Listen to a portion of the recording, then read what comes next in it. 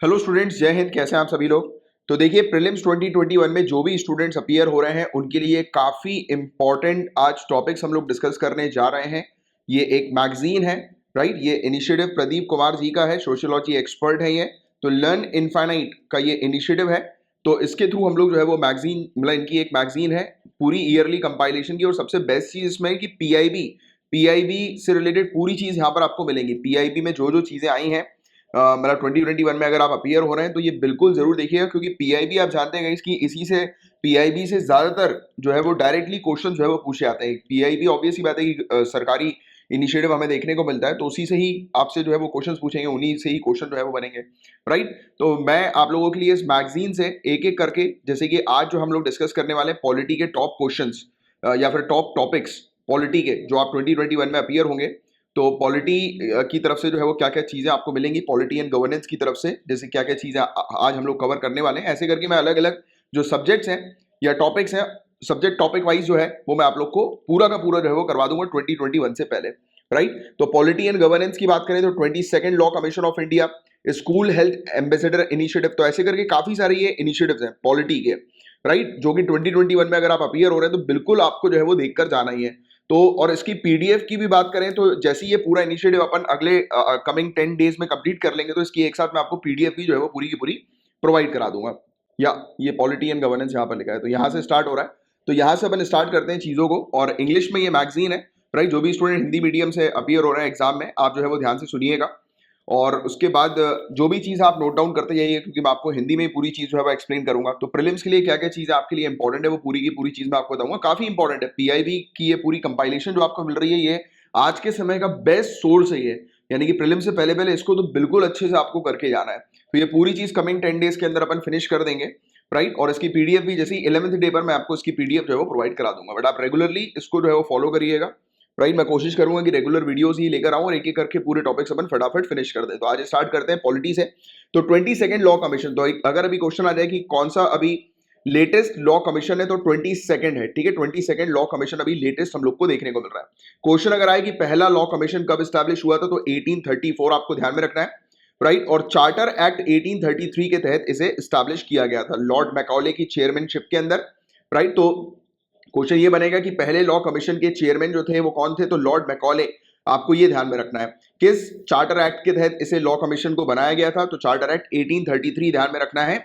और पहला law commission कब स्टैब्लिश हुआ था, चार्टर एक्ट 1833 के जस्ट एक साल बाद 1834 में से स्टैब्लिश कर दिया गया था, राइट। और लॉ कमीशन ने रिकमेंड किया था कि जो पीनल कोड हमें देखने को मिलता है आईपीसी सीआरपीसी, इसको कोडिफाई कर दो, यानी कि इसको एक पर्टिकुलर कोड में जो है वो मेंशन कर दो, यानी कि लिस्ट जो है वो उसकी बना लो। तो ये चीज है। और लॉ कमीशन ऑफ इंडिया एक नॉन स्टैट्यूटरी बॉडी हमें देखने को मिलती है। नॉन स्टैट्यूटरी बॉडी है, एक्चुअली ये एडवाइजरी बॉडी होती है, राइट। ये एडवाइस देती है हमारी लॉ मिनिस्ट्री को, वो बताती है कि जितने भी गवर्नमेंट ऑफ इंडिया को जिस भी लीगल एडवाइस की आवश्यकता होती है, तो लॉ कमीशन जो है वो लीगल एडवाइस देती है। ओरिजिनली इंडिया के अंदर, इंडिपेंडेंट इंडिया में हम लोगों ने सिर्फ 1955 में जो है वो बनाया था, स्थापित किया था। फिर इसे रिकॉन्स्टिट्यूट किया जाता है हर 3 साल में। तो अगर क्वेश्चन आए कि लॉ कमीशन कब बनती है, तो एवरी 3 ईयर्स, हर 3 सालों में लॉ कमीशन बनती है। मतलब कि इसके लॉ कमीशन के जो चेयरमैन और मेंबर्स होते हैं उनका टेन्योर भी हम लोग को 3 ईयर्स का देखने को मिलता है, राइट। और tenure of 21st law commission ये था 31 अगस्त 2018 तक। और काफी सारे कमीशन जो हैं उन्होंने काफी इंपॉर्टेंट कंट्रीब्यूशन जो है वो दिए इंडिया के डेवलपमेंट के लिए, इवन हमारी कंट्री में जो कानून है उसको कोडिफाई करने के लिए।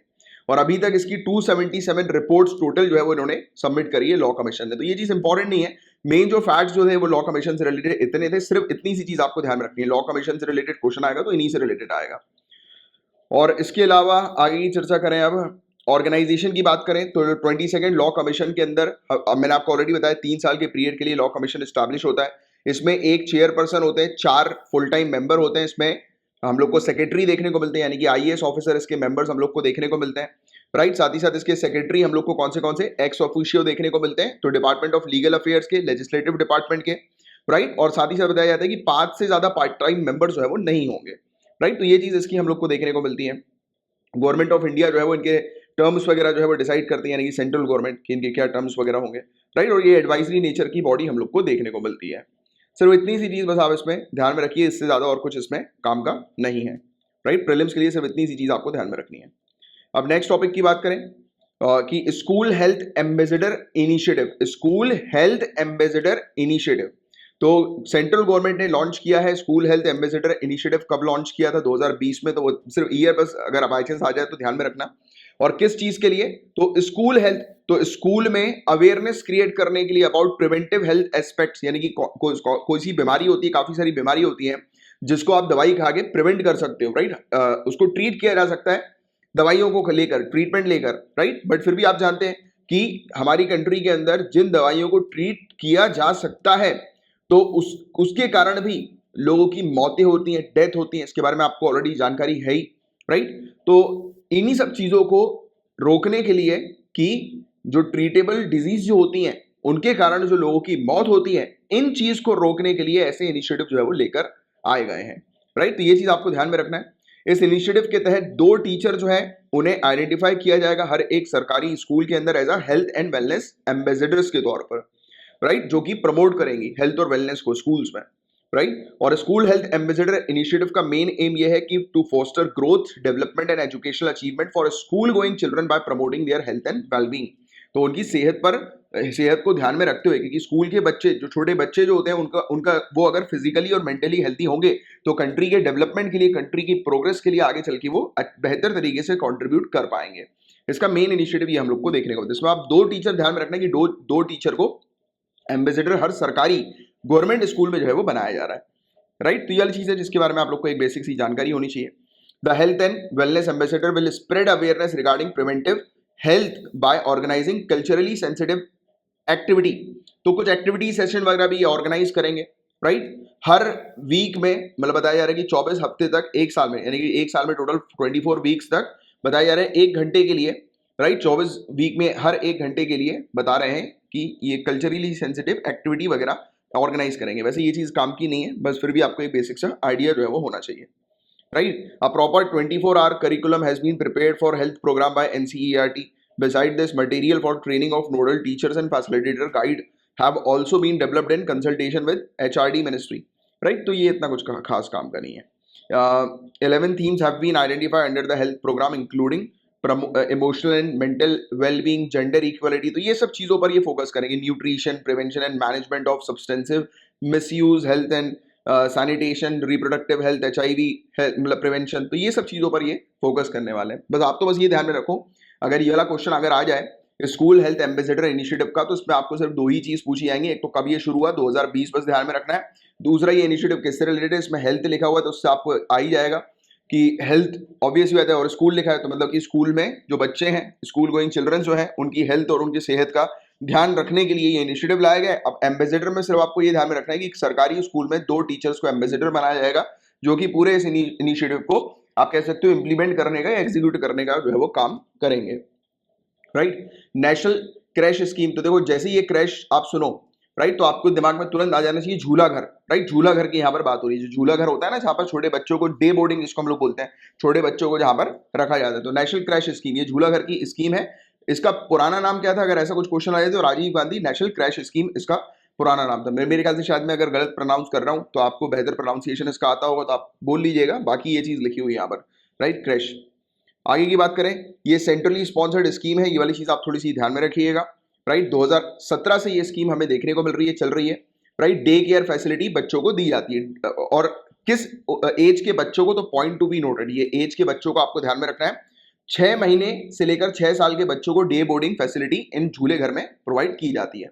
अब इस स्कीम के फीचर हम लोग को क्या देखने को मिलते हैं, तो उसमें बच्चों के लिए स्लीपिंग फैसिलिटी भी है, यानी कि वहां पर बेड्स वगैरह भी रखने हैं, राइट। इसके अलावा जो छोटे बच्चे जिनकी उम्र 3 साल से कम की है, राइट, तो उनको वहां पर पढ़ाई भी करवाई जाती है, एजुकेशन, प्री स्कूल एजुकेशन भी दिया जाता है। और उससे पहले यानी कि 3 साल से कम की उम्र के बच्चों के लिए कुछ कुछ ऐसी एक्टिविटीज करवाई जाती है जिससे कि उनके मेंटल डेवलपमेंट हो, राइट। और प्री स्कूल एजुकेशन 3 से 6 साल के बच्चों को दिया जाता है, वो नर्सरी, प्री नर्सरी वाला पीरियड जो हमें देखने को मिलता है, राइट। न्यूट्रिशन भी वहीं पर ही मिल जाता है, राइट। और बच्चों की मॉनिटरिंग की ग्रोथ जो है वो, मतलब ग्रोथ मॉनिटरिंग कैसी हो रही है, यानी कि कितनी तेजी से बच्चा जो है वो ग्रो कर रहा है, राइट, उसमें ग्रोथ कैसी आ रही है, तो उसको रिकॉर्ड किया जाता है, मॉनिटर किया जाता है, उसका हेल्थ चेकअप और उसको वैक्सीन वगैरह भी यहीं पर लगवा दी जाती है, राइट। और crash shall be open for 26 days in a month and for 7.5 hours per day. तो हर दिन 7.5 घंटे के लिए ये सर्विस जो है वो ओपन की जा रही है, मतलब कि ये मिनिमम रिक्वायरमेंट जो है वो इस स्कीम के तहत हम लोग को देखने को मिल रही है, right. And number of children in the crash should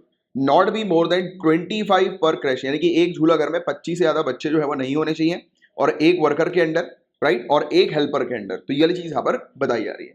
और ये देखिए चार्जेस क्या होंगे, तो हर एक बच्चे के लिए हर महीने का, बीपीएल फैमिली है तो हर महीने हर एक बच्चे की देखभाल करने के लिए उन्हें मात्र 20 रुपए देना पड़ेगा, राइट। और families with income both parents up to 12,000 per month, जिस फैमिली के अंदर माँ और बाप की इनकम को मिलाकर 12,000 रुपए पर महीना आता है तो उन्हें हर बच्चे के लिए 100 रुपए देना पड़ेगा। और families with income above rupees 12,000 per month, तो उन्हें, तो ये 200 प्रति माह है, 200, ठीक है। तो 200 याद रखना कि 200 प्रति माह, 12,000 या उससे ऊपर की जिनकी इनकम है तो उनके लिए हर एक बच्चे के लिए 200 प्रति माह जो है वो देना पड़ेगा हर एक बच्चे के लिए पेरेंट्स को। Tourism ministry launches stranded in India to help foreign tourist. तो ऑब्वियस ही बात है कि जो लोग फंसे हुए थे कोरोना वायरस के समय पर, आप लोग जानते हैं, राइट, जो लोग फंसे हुए थे इंडिया के अंदर, राइट, तो उनकी मदद करने के लिए मिनिस्ट्री ऑफ टूरिज्म ने जो है वो ये पोर्टल जो है वो, एक वेबसाइट जो है वो लॉन्च करी थी, ठीक है। तो ये चीज आप थोड़ी सी ध्यान में रखिएगा, राइट, कि जो भी लोग फंसे हुए हैं इंडिया के अंदर तो उनके सपोर्ट करने के लिए एक वेबसाइट जो है वो लॉन्च की गई, strandedindia.com, मिनिस्ट्री ऑफ टूरिज्म ने ये लॉन्च किया गया था। बस इतनी सी चीज आप ध्यान में रखिएगा, राइट। जो भी लोग फंसे हुए हैं फॉरेनर्स, तो उनकी मदद जो है वो जल्दी से जल्दी उनको मिल सके, तो इसके लिए ये हमें देखने को मिला था। एमपी लैड स्कीम, ये बहुत इंपॉर्टेंट स्कीम है, इससे रिलेटेड 2020 यूपीएससी ने क्वेश्चन जो है वो पूछा था 2020 के अंदर। Member of parliament local area development scheme, MP lights, right, MP light scheme. तो एमपी जो मेंबर ऑफ पार्लियामेंट जो हमें देखने को मिलते हैं, सांसद जो हमारे हमें देखने को मिलते हैं, राइट, तो इनकी ये स्कीम हम लोग को देखने को मिल रही है, राइट। लोकल एरिया को डेवलप करने के लिए की इनकी ये स्कीम हमें देखने को मिल रही है, राइट। जो एमपी जो है, राइट, कि वो डेवलपमेंटल वर्क जो है वो करवा सके अपनी अपनी कॉन्स्टिट्यूएंसी में, राइट, तो उनके लिए ये स्कीम जो है वो हमें देखने को मिल रही है। इसमें 2-3 चीजें आपसे पूछी जाएगी। अभी एक्चुअली हुआ क्या, मैं आपको बताता हूँ। अभी ये वाला टॉपिक इसलिए भी आपसे पूछा जा सकता है क्योंकि कोरोना वायरस के बाद एमपी लैड स्कीम जो है वो अभी डिसेबल कर दी गई है, बंद कर दी गई है, क्योंकि इसका जो पैसा जो है वो हम लोग लगा रहे हैं दूसरी एक्टिविटीज के ऊपर, राइट। कैसी एक्टिविटीज के ऊपर, जैसे कि कोरोना वायरस के समय पर जो इशूज हम लोग को, यानी कि जो मैनेजमेंट, हेल्थ केयर मैनेजमेंट में पैसों को खर्च करने की आवश्यकता थी, राइट, लोगों के वेलफेयर के लिए पैसों को खर्च करने की आवश्यकता थी, सरकार को पैसे चाहिए थे, सरकार ऑलरेडी काफी ज्यादा बर्डन में है, लोन में है, तो एमपी लेड स्कीम को अभी डिसेबल कर दिया गया है। इसका जो पैसा जो हर एक एमपी को जो है वो हर साल 5 करोड़ रुपए जो दिया जाता है, कि वो हर साल 5 करोड़ रुपए जो है वो लगाए अपनी कॉन्स्टिट्यूएंसी के डेवलपमेंट के लिए, उसको फंड करने के लिए वो पावर दी जाती है 5 करोड़ रुपए तक की एमपी को, तो वो अभी हटा दी गई है। इनका जो पैसा है वो ओवरऑल जो कोरोना वायरस मैनेजमेंट के लिए जो है वो लगाया गया है, और कंट्री की जो इकोनॉमी में जो हमें वो देखने को मिला, डाउनफॉल देखने को मिला, तो उसको रिवाइव करने के लिए इनका पैसा जो है वो किया गया, डाइवर्ट किया गया, ठीक है। तो ये चीज आपको बस थोड़ी सी ध्यान में रखनी है।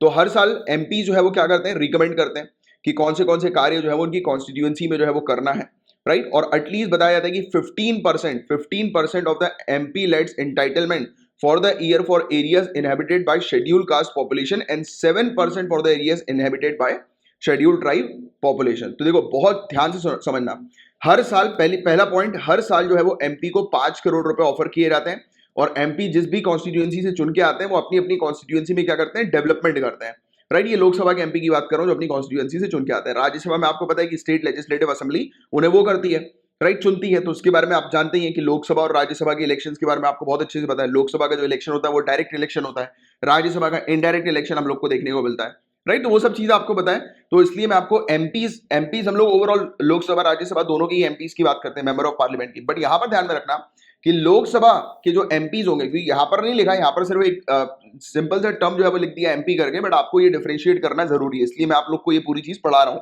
कि जिससे कि आपको अच्छे से डिफरेंशिएशन भी हर एक टॉपिक का अच्छे से क्लियरली पता लग जाए, और क्या काम की चीजें क्या याद रखनी है, क्या याद नहीं रखनी, तो वो आपको क्लियर हो जाए। तो देखो पहली चीज तो लोकसभा के जो वो है एमपीज, तो उनको हर साल 5 करोड़ रुपए दिए जा रहे हैं, राइट, कि वो अपनी अपनी कॉन्स्टिट्यूएंसी में recommend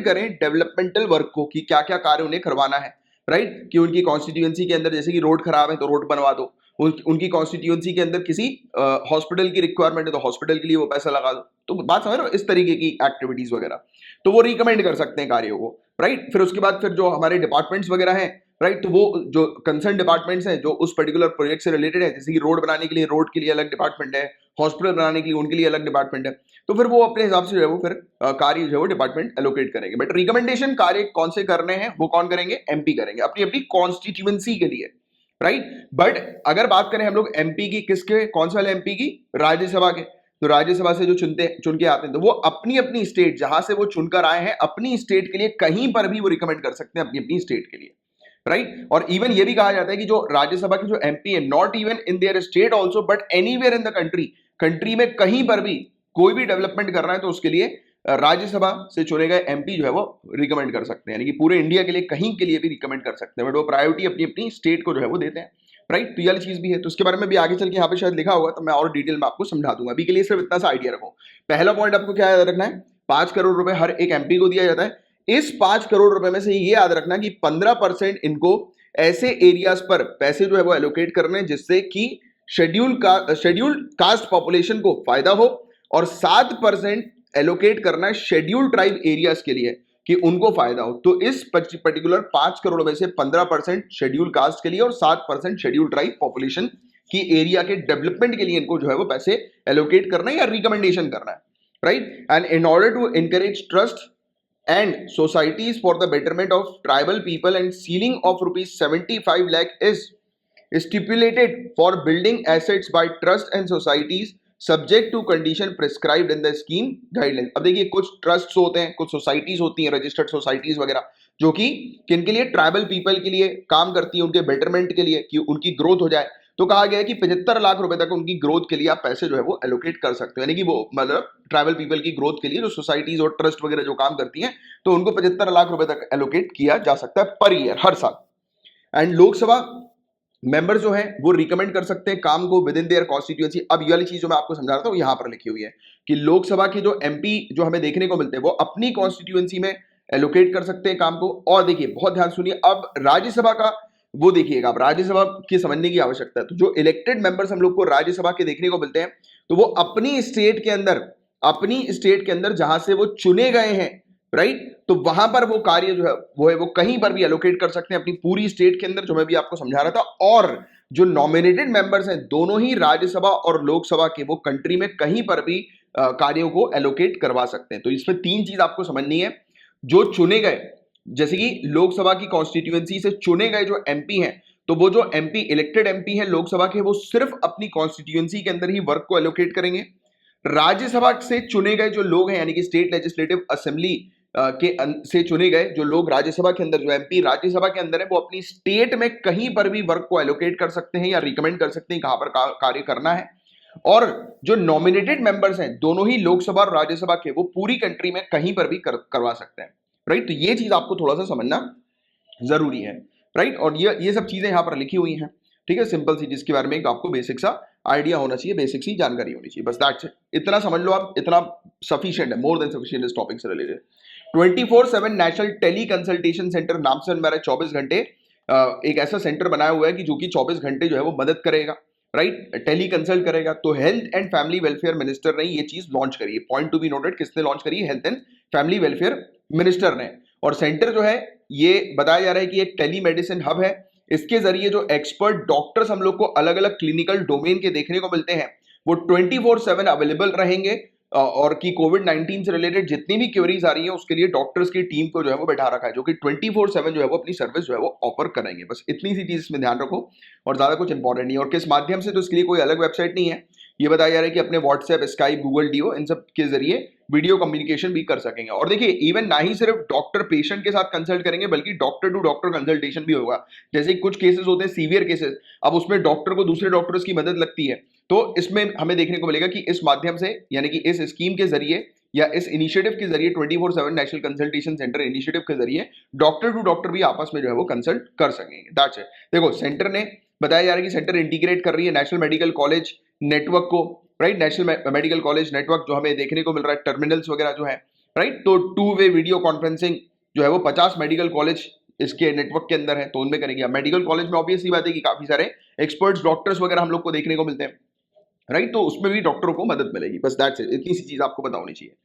modified electronics manufacturing cluster, EMC scheme. तो मॉडिफाइड इलेक्ट्रॉनिक्स मैन्युफैक्चरिंग क्लस्टर नाम से समझ आ रहा है कि इलेक्ट्रॉनिक्स की मैन्युफैक्चरिंग के लिए एक क्लस्टर हम लोग को देखने को मिल रहा है। क्लस्टर यानी कि एक ऐसा एरिया जहां पर बहुत सारी मैन्युफैक्चरिंग यूनिट्स, कंपनीज, इंडस्ट्रीज वगैरह एस्टैब्लिश की हुई हैं, राइट। तो बताया जा रहा है कि हम इलेक्ट्रॉनिक मैन्युफैक्चरिंग सेक्टर में ग्रोथ कर सके, एक इंडिया जो है वो एक हब बन सके इलेक्ट्रॉनिक्स का, तो उसके लिए यूनियन कैबिनेट ने अप्रूव करी है ये स्कीम, जिसमें ये हम लोग को प्रोडक्शन लिंक इंसेंटिव स्कीम देखने को मिल रही है। प्रोडक्शन लिंक्ड इंसेंटिव स्कीम का मतलब आपको बताइए कि यहाँ पर टारगेट किया जाता है प्रोडक्शन के ऊपर, यानी कि जो भी लोग पैसा लगा रहे हैं, इन्वेस्टमेंट कर रहे हैं, राइट, किसी भी चीज के प्रोडक्शन के लिए, राइट, तो उन्हें इंसेंटिव देती है सरकार, जैसे कि उनको टैक्स रिबेट दे दिया जाता है, यानी कि टैक्स से उनको कुछ छूट दे दी जाती है, राइट। इवन जैसे कि अगर वो लोन वगैरह लेते हैं तो लोन पर उन्हें लोन के इंटरेस्ट पर सब्सिडी दे दी जाती है, जिसको इंटरेस्ट सबवेंशन हम लोग बोलते हैं, राइट। तो ये चीज यहां पर बताई जा रही है। तो वैसे ही सेम इलेक्ट्रॉनिक्स के लिए ये क्लस्टर जो है वो बनाने की बात करी है, राइट। इसका 2.0 ये स्कीम हम लोग को देखने को मिल रही है। तो बस सिंपल चीज आपको ध्यान में रखना है, इसमें इलेक्ट्रॉनिक्स में मोबाइल फोन की मैन्युफैक्चरिंग, राइट, और उसके जो भी कंपोनेंट्स मोबाइल फोन्स को बनाने के लिए आते हैं और दूसरे इलेक्ट्रॉनिक्स प्रोडक्ट्स को बनाने के लिए आते हैं, तो वो पूरी चीज यहाँ पर बताई जा रही है। इसमें जॉब्स वगैरह भी मिलेगी, कितने लोग को डायरेक्ट इनडायरेक्ट जॉब मिलेगी, तो वो प्रीलिम्स के लिए इंपॉर्टेंट नहीं है। बट एक चीज बस सिंपल सी आपको ध्यान में रखना है कि मैन्युफैक्चरिंग प्रोडक्ट्स को बूस्ट करने के लिए और इंडिया को इलेक्ट्रॉनिक जो हब जो है बनाने के लिए ये इनिशिएटिव हम लोग को देखने को मिल रही है। ठीक है, सिर्फ इतनी सी चीज आप ध्यान में रखो, इसमें उतना कुछ खास नहीं है। और scheme for promotion of manufacturing of electronic component and semiconductors, right, तो इसके लिए भी रखा गया इलेक्ट्रॉनिक मैन्युफैक्चरिंग क्लस्टर 2.0 हमें देखने को मिल रहा है कि एक एरिया पर बहुत सारी इलेक्ट्रॉनिक फैक्ट्रीज वो बनाई जाएंगी, राइट, कंपनीज यूनिट जो है वो बनाई जाएंगी, स्टैब्लिश की जाएंगी, राइट। तो ये सब चीजें हैं जिसके बारे में एक बेसिक सी जानकारी, एक आइडिया आप लोग को होना चाहिए। प्लग एंड प्ले फैसिलिटी क्या होती है? प्लग एंड प्ले फैसिलिटी मतलब कि एक एरिया पर वो पूरी ऐसी व्यवस्था करेंगे कि सिर्फ उसको कंपनी को वहां पर आना है और आकर अपना काम शुरू कर देना है। जैसे कि होता है ना कि एक एरिया है जिस एरिया पर सब व्यवस्था करके रखी, बिल्डिंग आपने बना दी, वहां पर इलेक्ट्रिक कनेक्शन आपने दे दिया, वहां पर मशीनरी आपने रख दी कि जो भी इलेक्ट्रॉनिक प्रोडक्ट्स को मैन्युफैक्चर करने के लिए जो जो मशीन की आवश्यकता होती है आपने सब कुछ वहां पर रख दिया। बट अब क्या करना है, सिर्फ कंपनीज आएंगी, इन्वेस्टमेंट करेंगी, वो अपना काम शुरू कर देंगे। This is called plug and play, right. आप आओ और आकर शुरू कर दो अपने कार्य को। तो ये चीज हम लोग को इसके अंदर देखने को मिल रही है खासियत। तो प्लग एंड प्ले से रिलेटेड पूछेंगे तो ये वाली स्टोरी जो मैंने अभी आपको समझाई है वो याद रखना। Scheme for promotion of manufacturing of electronic components and semiconductors, तो इसके बारे में ऑलरेडी हमने अभी बात करी थी, सेम ही है बिल्कुल, और कुछ नहीं है इसके अंदर। प्रीलिम्स के लिए ऐसा कुछ जानने वाली बात इसके अंदर नहीं है, ठीक है। चलो, और नेशनल पॉलिसी ऑन इलेक्ट्रॉनिक्स 2019 जो है वो लाई गई थी। 2019 में इस पॉलिसी को हम लोग लेकर आए थे। इसमें ये हमारा यही मेन टारगेट है कि हमें इलेक्ट्रॉनिक मैन्युफैक्चरिंग में और इलेक्ट्रॉनिक सिस्टम डिजाइन में हमारी कंट्री को, इंडिया को एक ग्लोबल हब बनाना है, राइट। और हमारी कंट्री के अंदर ज्यादा से ज्यादा, जैसे कि चिपसेट हो गए, जो आपने देखा होगा कभी किसी इलेक्ट्रॉनिक प्रोडक्ट को खोल के देखा होगा, मोबाइल फोन टूट गया होगा तो आपने उसके अंदर देखा होगा, लैपटॉप टूट गया होगा, अंदर देखा होगा एक हरी कलर की, ग्रीन कलर की या ब्लू कलर की एक चिप जो है वो लगी रहती है, राइट। तो वही ये सब चिपसेट है। तो ये सब चीजें जो है वो हम लोग हमारी कंट्री में डिजाइन करें, बनाए, तो उसके प्रमोशन के लिए ये हम पॉलिसी लेकर आए थे इलेक्ट्रॉनिक्स की, और इसी को ही हम लोग आगे बढ़ा रहे हैं, यानी कि इसी को ही प्रोडक्शन लिंक्ड इंसेंटिव के साथ जोड़कर हम लोग इसे बूस्ट कर रहे हैं, राइट। तो ये चीज है जिसके बारे में एक आपको जानकारी होनी चाहिए। अब देखिए, अटल इनोवेशन मिशन, नीति आयोग और एनआईसी, नेशनल इंफॉर्मेटिक्स सेंटर, तो इन तीनों ने मिलकर लॉन्च किया है कोलैब कैट को। तो ये क्या है? कोलैबोरेटिव नेटवर्क है। तो आप कोलैब कैट से आपको दो चीज समझनी है, एक तो 3D, राइट, कि इससे, इस कोलैब कैट से एक सॉफ्टवेयर के माध्यम से, राइट, एक सॉफ्टवेयर, क्योंकि ये कंप्यूटर इनेबल्ड सॉफ्टवेयर सिस्टम है, इसके माध्यम से हम लोग क्या कर रहे हैं, टोटल इंजीनियरिंग सॉल्यूशन जो है वो प्रोवाइड कराने पर टारगेट कर रहे हैं कि 3D डिजाइन के माध्यम से, 3D टेक्नोलॉजी के माध्यम से हम लोग इंजीनियरिंग सोल्यूशन को जो है वो निकाल सके। यानी कि जो भी चैलेंजेस आज की डेट में हैं, चाहे वो इंफ्रास्ट्रक्चर से रिलेटेड हो या किसी भी सेक्टर से रिलेटेड हो, तो 3D डिजाइन के माध्यम से उसका सोल्यूशन जो है वो हम निकाल सके, जो कि हमारी कंट्री की ग्रोथ के लिए बेनिफिशियल हो। तो कोलैब कैट में आपको 3D ध्यान में रखना है, और आपको स्कूल, स्पेशली स्कूल के स्टूडेंट्स को ध्यान में रखना है, क्योंकि अटल इनोवेशन मिशन के तहत हम लोग टारगेट यही करते हैं कि जो स्कूल के जो स्टूडेंट्स हैं, तो उनको हम लोग क्या करें, यानी कि उनको मतलब जैसे टेक्नोलॉजी से जो है वो इंटीग्रेट करवाएं या उनको इंट्रोड्यूस करवाएं टेक्नोलॉजी से, राइट। और टेक्नोलॉजी से इंट्रोडक्शन के बाद जो है वो वेरियस जो प्रॉब्लम्स है, चैलेंजेस जो है वो उसको सॉल्व करने पर काम कर सके, यानी कि उनका ब्रेन जो है वो सोल्यूशन निकालने की तरफ जो है वो आगे दौड़े, ना कि सिर्फ चीजें जो लिखी हुई है पढ़ाई में सिर्फ पढ़ रहे हैं और बस आगे बढ़ते जा रहे हैं। ऐसा नहीं करना। अब हम लोग को पढ़ाई के चीजों को भी चेंज करना है। तो अटल इनोवेशन मिशन जो है वो उसमें बहुत बेहतरीन मिशन हम लोग को देखने को मिलता है, राइट। देखो, ये एक प्लेटफॉर्म प्रोवाइड किया जा रहा है स्टूडेंट को, राइट, किन स्टूडेंट्स को? अटल टिंकरिंग लैब्स के, ATL के, जो कि अटल इनोवेशन मिशन के थ्रू हमें देखने को मिलता है कि हमारी कंट्री में जो ATL जो लैब्स हैं, राइट, तो इस लैब्स में जो स्टूडेंट जो आते हैं और वेरियस इनोवेटिव चीज जो है वो उन्हें सिखाई जाती है, तो वो क्या करें, अपनी क्रिएटिविटी को सामने रखकर 3D डिजाइन वगैरह जो है वो बनाए, और सोल्यूशन निकालने की कोशिश करेंगे जो भी आज की डेट में चैलेंजेस जो है आज इंडिया के पास, राइट। तो उस चैलेंजेस को ओवरकम करने के लिए 3D डिजाइन के माध्यम से जो है वो सोल्यूशन निकालें। तो ये बहुत बेहतरीन चीज है। बस ये 2-3 चीज जो मैंने अभी आपको बताई, सिर्फ उतनी सी चीज आपको ध्यान में रखनी है, उससे ज्यादा और कुछ इस टॉपिक में इंपॉर्टेंट नहीं है। अटल टिंकरिंग लैब से रिलेटेड क्वेश्चन अगर आ जाएगा तो अटल इनोवेशन मिशन का ये हिस्सा हम लोग को देखने को मिलता है, राइट।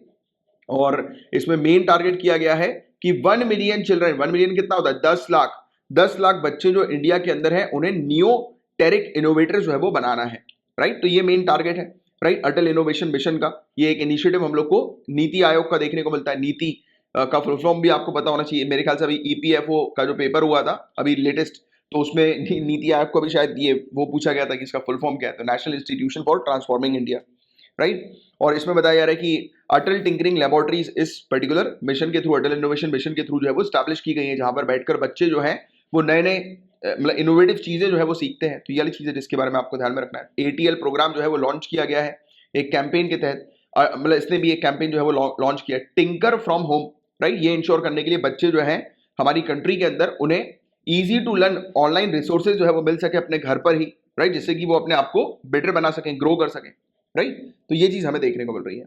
इवन इसने गेम डेवलपमेंट मॉड्यूल भी लॉन्च किया है, राइट, डेल टेक्नोलॉजीज की पार्टनरशिप के साथ। तो याद रखना गेम डेवलपमेंट मॉड्यूल किसका है, तो अटल इनोवेशन मिशन का है, डेल टेक्नोलॉजीज के साथ मिलकर और लर्निंग लिंक फाउंडेशन के साथ मिलकर इन्होंने ये चीज जो है वो लॉन्च करी है। तो ये चीज आपको थोड़ी सी ध्यान में रखनी है।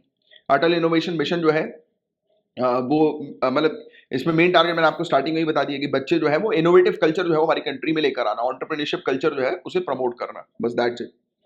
भारत पढ़े ऑनलाइन, तो ऑब्वियस सी बात है कि ऑनलाइन जो एजुकेशन जो है उसको बढ़ाने के लिए, राइट, इंप्रूव करने के लिए ये इनिशिएटिव हमें देखने को मिल रहा है। तो HRD, right, human resource development ministry का, अब ये देखो एचआरडी मिनिस्ट्री अब नहीं बोलेंगे, एजुकेशन मिनिस्ट्री बोलेंगे, क्योंकि इसका नाम चेंज हो गया, एजुकेशन मिनिस्ट्री जो है वो रख दिया गया है। तो ये वाली बात भी आप लोग को पता होगी, राइट। तो ये चीज है। तो ऑनलाइन एजुकेशन को इंप्रूव करने के लिए हमारी कंट्री के अंदर इस इकोसिस्टम को इंप्रूव करने के पर्पस के लिए ये चीज जो है वो लाई गई थी, ये कैंपेन लाया गया, भारत पढ़े ऑनलाइन कैंपेन, राइट, कि to invite best brains in India to share suggestion solution directly with HRD ministry to overcome constraints of online education while promoting the available digital education.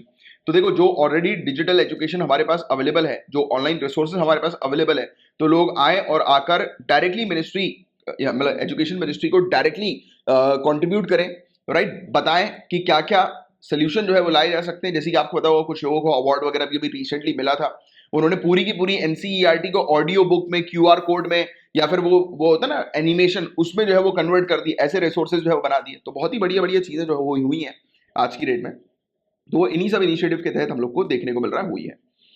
Pre conception and pre Natal diagnostic technique act 1994, इसका मतलब क्या है? तो देखो पहली चीज तो ऐसे ही ये वाला जो कानून आ जाए ना, पीसीपीएनडीटी एक्ट, तो आपको सिंपल सी चीज ये समझना है कि जैसे कि आपको पता है कि गाइस की हमारी मतलब जैसे पहले के समय पर, अगर पहले की बात करें, राइट, पास्ट की बात करें, तो जो फीमेल चाइल्ड जो है उन्हें मार दिया जाता था। इवन शर्म वाली बात तो ये भी है कि आज भी हम लोग को कुछ केसेस ऐसे देखने को मिलते हैं कि फीमेल चाइल्ड को जो है वो मार दिया जाता है, राइट। जेंडर बायस्ड या जेंडर बेस्ड हम लोग को डिस्क्रिमिनेशन देखने को मिलता है ना। तो ये चीज है आज की डेट में भी है, बट कम हो गई है पहले के मुकाबले। तो ये सब कुछ कानून है, इन कानून ने मदद करी है इन सब चीजों को कम करने की, राइट। जो हमारी कंट्री के अंदर सेक्स रेशियो का जो डिक्लाइन हो रहा था, जरा बताओ सेक्स रेशियो क्या होता है, उसकी डेफिनेशन लिखकर बताओ, ये तो पता ही होगा आप लोगों को। जो हमारी कंट्री के अंदर सेक्स रेशियो में जो डिक्लाइन हो रहा था, तो उसके रिस्पॉन्स में ये कानून जो है वो लाया गया, राइट। तो ये चीज आपको थोड़ी सी ध्यान में रखनी है, राइट। मेन पर्पस जो है वो उसका यही है कि सेक्स सिलेक्शन टेक्निक का जो उपयोग है उसको बैन करना है, प्रोहिबिट करना है। जैसे कि लोग जो है वो सोनोग्राफी के माध्यम से या वेरियस टेक्नोलॉजी के माध्यम से पता लगा लेते हैं कि बच्चे का जो जेंडर है वो क्या है।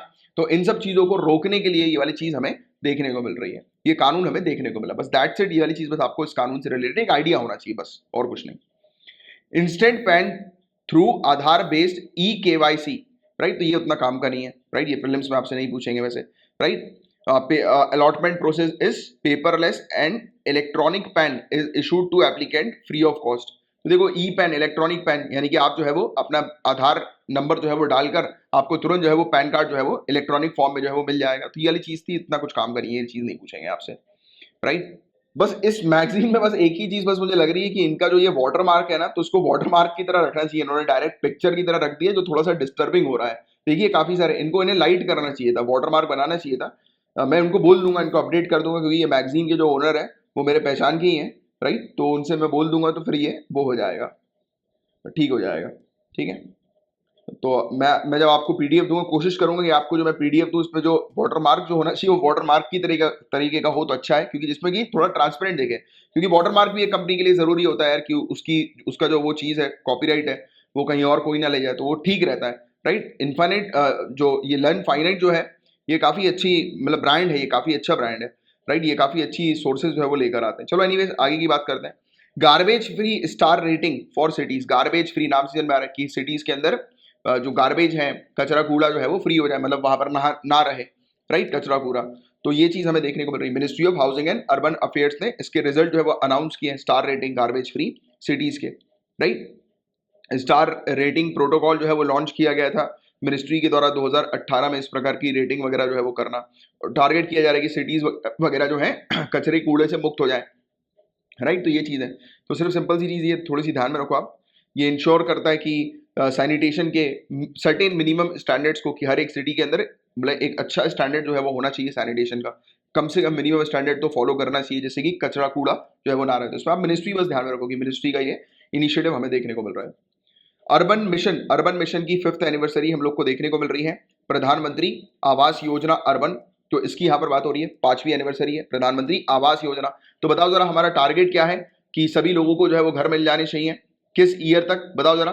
तो 2022 तक हाउसिंग फॉर ऑल का टारगेट 2022 का है, ठीक है। तो ये वाली चीज आपको ध्यान में रखनी है। अच्छा, प्रधानमंत्री Awas Yojana urban, smart cities mission, Atal mission for rejuvenation and urban transformation, तो इन सभी की 5वीं एनिवर्सरी अभी इस साल हमें देखने को मिली थी 2021 में, राइट। तो ये चीज आपको थोड़ी सी ध्यान में रखना है कि 5 इयर्स कंप्लीट हो गए, टोटली कंप्लीट हो गए। तो Atal mission for rejuvenation and urban transformation, तो ये लॉन्च किया गया था 2015 में। ये सभी चीज जो है वो लॉन्च की गई थी 2015 में, तीनों की तीनों स्कीम। स्मार्ट सिटी मिशन भी 2015 में जो है वो लॉन्च किया गया था, प्रधानमंत्री आवास योजना भी 2015 में लॉन्च किया गया। तो ये तीनों स्कीम की एक बेसिक सी जानकारी आप लोग को होनी चाहिए बस। अब देखिए बात हो रही है स्किल्स बिल्ड रीइग्नाइट प्लेटफॉर्म की। तो ये प्लेटफॉर्म क्या है, पहले तो ये जान लो, स्किल्स बिल्ड रीइग्नाइट प्लेटफॉर्म।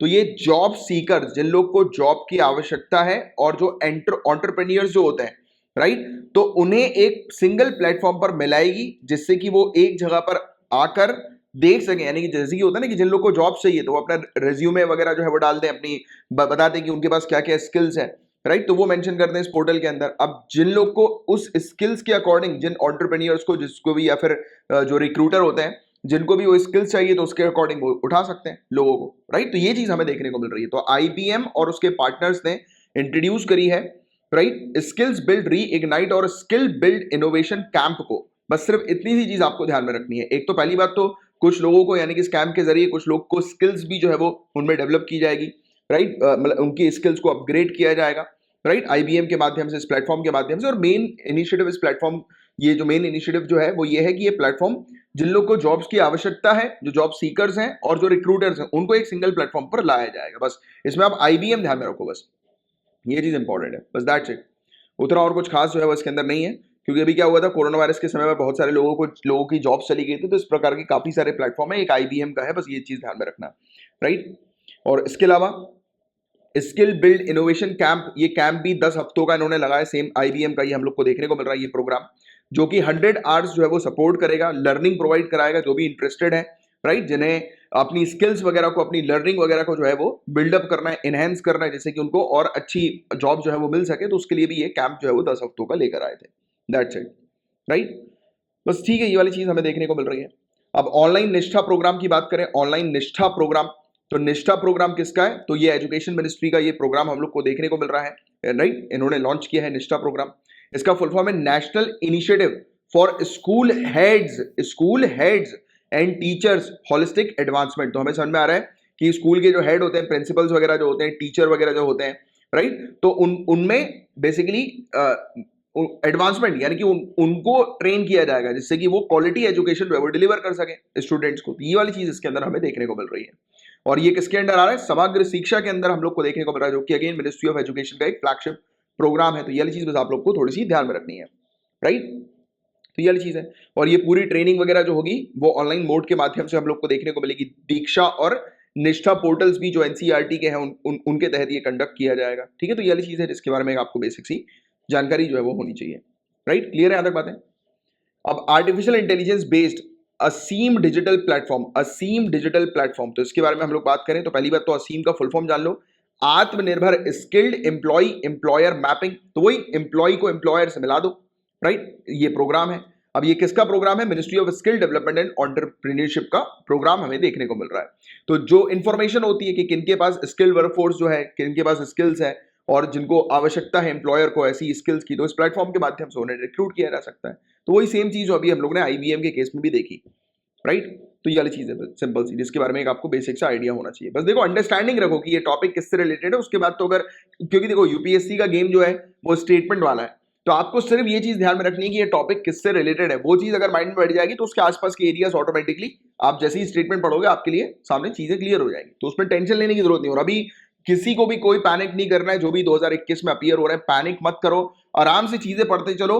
क्योंकि देखो मैंने आपको ऑलरेडी पढ़ा है, अगर आप मेरे साथ जुड़े हुए हैं काफी लंबे समय से तो आप जानते हैं कि मैं आपको प्रूफ भी देता हूं कि जो भी चीज मैं पढ़ा रहा हूं उन्हीं से रिलेटेड क्वेश्चन जो है वो आते हैं। और अभी देखिए जैसे ईपीएफओ का भी अभी प्रूफ इस मैगजीन के जरिए मैंने आपको दिया। हालांकि इस मैगजीन में जितने भी टॉपिक्स है वो हम लोग रेगुलरली करंट अफेयर्स में कवर कर ही चुके हैं। राइट, और रिवीजन बैच भी चल रहा है, उसमें भी काफी सारी चीज में मतलब ऑलरेडी जो रिवीजन बैच में जो स्टूडेंट्स एनरोल्ड हैं तो उनको ऑलरेडी कवर करवा चुका हूं।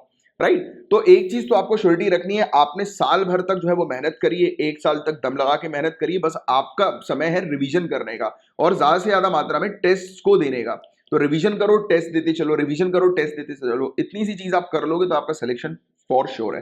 पैनिक मत करो, आपने पूरी तैयारी करी है अच्छे से, और जो आपने तैयारी करी है सिलेबस के अकॉर्डिंग अगर तैयारी करी होगी, और अगर आप मेरे साथ लगभग 1-1.5 साल से जुड़े होंगे तो आपको टेंशन नहीं लेना है। जैसा मैंने आपको बताया उसके अकॉर्डिंग अगर आपने फॉलो किया होगा तो अभी आप लोग को टेंशन लेने की कुछ जरूरत नहीं है। जो भी चीज मैंने आपकी तैयारी करवाई है, इवन जो रेगुलरली फ्री जो लेक्चर्स आते हैं उनको भी अगर आपने देखा होगा तो भी मैं आपको गारंटी देता हूं कि आपका प्रीलिम्स तो डेफिनेटली निकलेगा ही।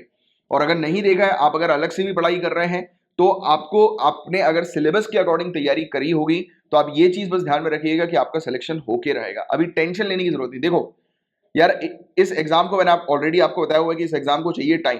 आपने इस एग्जाम को अगर टाइम दिया है, प्रॉपर सिलेबस के अकॉर्डिंग तैयारी करिए, तो आपके सिलेक्शन से आपको कोई नहीं रोक सकता। राइट, क्योंकि देखो एक महीने में चीजें बदली नहीं जा सकती। अगर कुछ लोग सोचते हैं, कुछ लोग प्लान्स भी देते हैं कि 1 महीने 2 महीने में कर लो आपका प्रीलिम्स निकल जाएगा, मैं आपको बता दूं ऐसा कुछ नहीं है, बेवकूफी है। यूपीएससी है, मजाक नहीं है। निकाला है लोगों ने, बट किन लोगों ने निकाला है? जिनका ऑलरेडी बेस है। मैं उन लोगों की बात कर रहा हूं जिन लोगों का बेस नहीं है, जीरो से जिन्होंने तैयारी शुरू करी है। और जीरो से अगर आप मेरे साथ जुड़े हैं पिछले 1 से 1.5 साल में तो ऑलरेडी आपके अंदर इंप्रूवमेंट आपको खुद ब खुद दिख रहा होगा। पर अभी डरने की किसी को कोई जरूरत नहीं है, सिर्फ रिवाइज करो और टेस्ट ज्यादा से ज्यादा दो, इतनी सी चीज कर लोगे आपका सिलेक्शन पक्का है। राइट, तो चलो आगे की बात करें। प्रज्ञता गाइडलाइन जो हम लोग को डिजिटल एजुकेशन पर देखने को मिल रही है, प्रज्ञता गाइडलाइन, तो human resource development minister, education minister जो है, तो उन्होंने ये प्रज्ञता गाइडलाइन लेकर आए हैं। किसके लिए? डिजिटल एजुकेशन के लिए। तो आपको प्रज्ञता को किससे लिंक करना है? डिजिटल एजुकेशन से। प्रज्ञता जैसे ही देखो दिमाग में तुरंत आना चाहिए डिजिटल एजुकेशन की यहाँ पर बात हो रही है। प्रज्ञता तो इस गाइडलाइन में मेंशन है, बहुत सारी चीजें टोटल इसके अंदर बताया गया कि 8 स्टेप्स जो है वो बताई गई हैं कि कैसे ऑनलाइन या फिर डिजिटल लर्निंग जो है वो करना है, क्या क्या प्लान करना है, क्या रिव्यू करना है, क्या अरेंजमेंट होनी चाहिए। तो ऐसी करके स्टेप बताई हुई, वो स्टेप इंपॉर्टेंट नहीं है। राइट, बस ये सिर्फ आप डिजिटल एजुकेशन से इसको लिंक करो कि उसकी गाइडलाइन है कि कैसे हम लोग, जिसमें इसके अंदर साइबर सेफ्टी, मतलब वो पूरी चीज है जो कि डिजिटल एजुकेशन के अंदर ध्यान में रखनी है, तो वो पूरी चीजें इसके अंदर लिंक की गई है। राइट, अच्छा, इसके अंदर देखो ये स्क्रीन टाइम भी बहुत इंपॉर्टेंट है। जो ये चीज इंपॉर्टेंट है, ये मैं चाहूंगा कि इसमें आपको थोड़ा सा फैक्ट ध्यान में रखना है। तो प्री प्राइमरी के जो बच्चे हैं उनको कहा गया है कि एक दिन में वो मतलब पेरेंट्स, उनके बच्चों के पेरेंट्स उन बच्चों को 30 मिनट से ज्यादा स्क्रीन के सामने ना रखवाएं एक दिन में। प्री प्राइमरी के जो बच्चे हैं, और 1 से लेकर 12वीं क्लास के जो बच्चे हैं तो कहा गया है कि वो अडॉप्ट करें ऑल्टरनेटिव एकेडमिक कैलेंडर को एनसीईआरटी के। राइट, तो ये चीज यहां पर बताई गई है, जो एनसीईआरटी ने जो कैलेंडर जो है वो दिया है तो उसको फॉलो करें, सिलेबस वगैरह पूरी चीजें।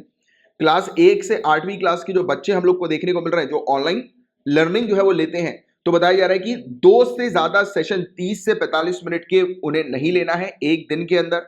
2 से ज्यादा सेशन, राइट, मतलब कि आप ऑनलाइन जो आप स्क्रीन के सामने बैठे हो तो 30 से 45 मिनट की बात हुई, तो अपन ये कह सकते हैं कि आपको जो है वो 90 मिनट से ज्यादा जो है वो, या फिर आप कह सकते हो 1.5 घंटे से ज्यादा जो है वो स्क्रीन पर नहीं बैठना है 1 से 8वीं क्लास के बच्चे। और वैसे तो आप जानते हो कि वो तो बर्बाद हो गए बच्चे, आजकल दिन भर गेम खेलते रहते हैं, स्क्रीन के सामने ही बैठे रहते हैं। और 9वीं से 12वीं क्लास के जो बच्चे हैं तो इनमें बताया गया है कि 4 सेशन 30 से 45 मिनट के जो है वो नहीं होने चाहिए, राइट। तो ये वाली चीज यहाँ पर बताई जा रही है। तो वो बेसिकली स्क्रीन टाइम की यहाँ पर बात की गई है, हेल्थ को भी ध्यान में रखते हुए। तो ये गाइडलाइंस हम लोग को इसके अंदर देखने को मिल रही है, जो कि फिजिकल मेंटल दोनों ही, जो भी स्ट्रेस आता है बच्चों में उसको रिलैक्स करने के लिए, और कोई इशू ना है कोई भी किसी भी प्रकार की। क्योंकि देखो ऑनलाइन चीज के बेनिफिट्स तो हैं, बट उसके मतलब जैसे बोलते हैं ना कि मेरिट है तो डीमेरिट्स भी हैं, प्रो है तो कॉन्स भी है। तो वो कुछ कॉन्स इसके हम लोग को ये हेल्थ से रिलेटेड देखने को मिलते हैं, स्पेशली छोटे बच्चों में, राइट। आगे की बात करें, कंज्यूमर प्रोटेक्शन एक्ट 2019 की बात करें तो ऑब्वियस बात है कि ये कानून जो है वो किससे रिलेटेड है, कंज्यूमर को प्रोटेक्ट करने से रिलेटेड। हम मार्केट में जाते हैं, कोई खराब प्रोडक्ट परचेज कर लेते हैं, अब वो जो प्रोडक्ट है उसके कारण लोगों को हेल्थ से रिलेटेड प्रॉब्लम आ गई, तो वो जो कंपनी ने जो प्रोडक्ट निकाला है उस कंपनी के खिलाफ कार्रवाई हो सकती है। तो ये सब प्रोटेक्शन जो है वो दिया जाता है कंज्यूमर प्रोटेक्शन एक्ट के तहत। अब क्वेश्चन आपसे ये पूछा जाएगा कि इस कानून ने कौन से कानून को रिप्लेस किया, तो कंज्यूमर प्रोटेक्शन एक्ट 1986 ध्यान में रखना है, इसको रिप्लेस किया गया।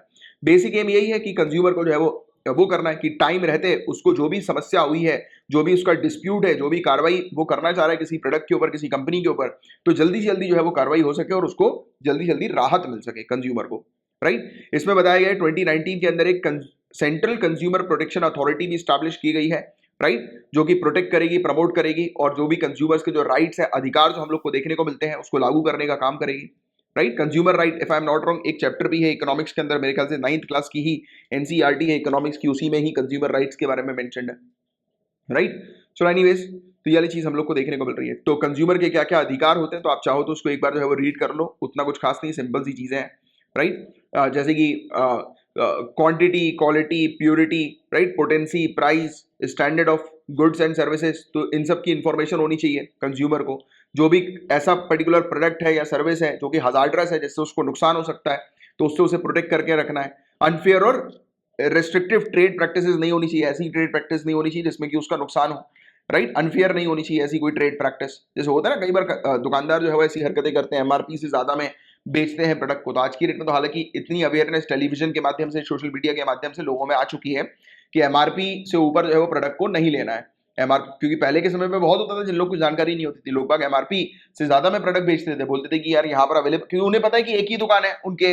आज भी होता है, ऐसा नहीं कि आज भी नहीं होता, आज भी होता है बहुत सारी जगह पर, राइट। तो ऐसी चीजें जो होती है ना वो मतलब ये प्यूनिटिव होती है, पनिशमेंट मिल जाएगी उस सामने वाले व्यक्ति को जो ऐसी हरकत कर रहा हो, दुकानदार वगैरह भी, राइट। तो ये सब चीजें हैं, तो कंज्यूमर को प्रोटेक्ट करने के लिए ये चीज हमें देखने को मिलती है। इसमें फाइन भी लगा हुआ है, जो भी उल्लंघन करता है इसका, तो 2 साल तक की सजा उसे देखने को मिलती है, और मॉनिटरी भी 50 लाख रुपए तक का भी फाइन जो है वो लगाया जा सकता है अगर रिपीटेड ऑफेंस किया जाएगा तो ये सब चीजें हम लोग को देखने को मिलती है, राइट।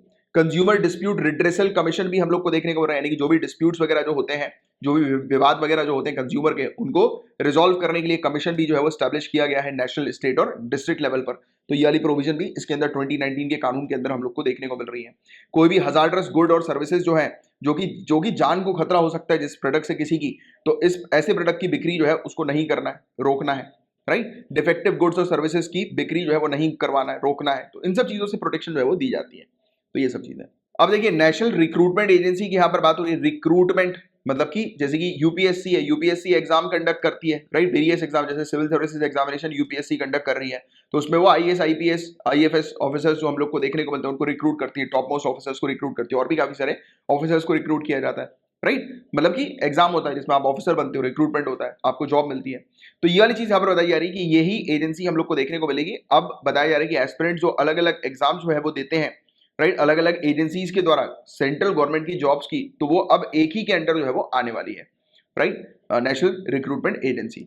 इसमें कॉमन एलिजिबिलिटी टेस्ट जो होगा वो 1 साल में जो है वो 2 बार होगा, यानी कि एक टेस्ट को आप क्लियर करके जो उसका जो स्कोर होगा उसके अकॉर्डिंग आप वेरियस जो है पोस्ट के लिए एप्लीकेबल हो सकते हो। यानी कि आप, जैसे होता है ना कि आपको जो है वो बार बार एग्जाम जो है वो देना पड़ता है, राइट, अलग अलग पोस्ट के लिए अलग अलग एग्जाम जो है वो देना पड़ता है, तो उसमें मेन टारगेट किया जा रहा है कि एक एग्जाम दो और एक एग्जाम लिखने के बाद आपके लिए अपॉर्चुनिटीज विंडो जो है वो वेरियस पोस्ट के लिए ओपन हो जाएगी। तो ये वाली चीज है इसकी, तो इसके बारे में एक बेसिक्स आपको आइडिया होना चाहिए। तो इस पर अभी काम चल रहा है, राइट।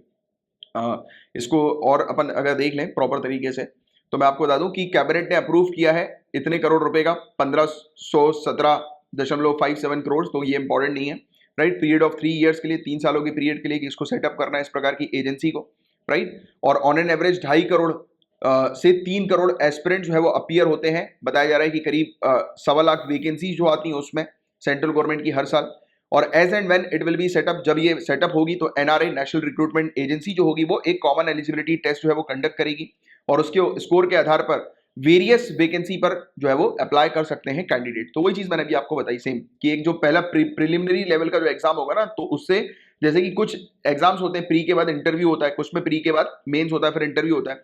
तो एक एग्जाम दो और उसके स्कोर के आधार पर आपके लिए विंडो जो है वो वेरियस के ओपन हो जाएंगे, वेरियस जो एजेंसीज हैं या फिर रिक्रूटमेंट बॉडीज हैं उनके लिए ओपन हो जाएंगे, राइट। तो बहुत ही अच्छी चीज है ये।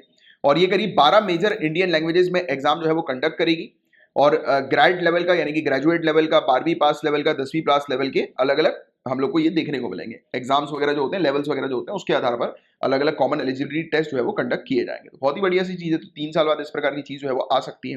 तो इसके बारे में जैसे एसएससी वगैरह हो गया, आरआरबी हो गया, राइट, आईबीपीएस वगैरह जो हो गया, राइट, तो इससे जो है वो शुरुआत की जाएगी सीईटी की। तो ये वाली चीज यहाँ पर बताई जा रही है, राइट। और फिर बाद में आकर और भी एग्जाम्स को इसमें ओपन कर दिया जाएगा, राइट। तो ये वाली चीज है। और कैंडिडेट का जो स्कोर होगा वो 3 साल के लिए वैलिड होगा, यानी कि एक बार आप एग्जाम दे देते हो और आपका स्कोर आ जाता है तो आप 3 साल तक उसका बेनिफिट जो है वो ले सकते हो। बहुत ही बढ़िया अच्छी चीज है ये, राइट। तो इससे रिक्रूटमेंट वगैरह भी जो है वो काफी ज्यादा फास्ट हो जाएंगे। बहुत बढ़िया चीज है। सेंट्रल गवर्नमेंट ने एक national council for transgender person जो है वो कॉन्स्टिट्यूट किया, एस्टैब्लिश किया ट्रांसजेंडर पर्सन के लिए नेशनल काउंसिल, राइट। तो उनकी मदद करने के लिए, उनको वो करने के लिए क्या बोलते हैं कि जैसे कि जो भी एक्सप्लॉइटेशन उनका होता है, डिस्क्रिमिनेशन उनके साथ होता है, भेदभाव जो होता है, राइट, तो या फिर कोई क्राइम जो है वो उनके अगेंस्ट हो जाता है, तो उनकी मदद करने के लिए ये काउंसिल जो है वो ओपन किया गया, इस्टेब्लिश किया गया, सेटअप किया गया। तो इसके बारे में एक बेसिक्स आपको आइडिया होना चाहिए। और ये यूनियन मिनिस्टर इसके चेयरपर्सन होंगे, कौन सी मिनिस्ट्री के? Social justice and empowerment ministry के, राइट। और यूनियन मिनिस्टर जो state for social justice and empowerment के जो हमें देखने को मिलते हैं वो वाइस चेयरमैन होंगे एक्स ऑफिशियो, मतलब कि स्टेट के।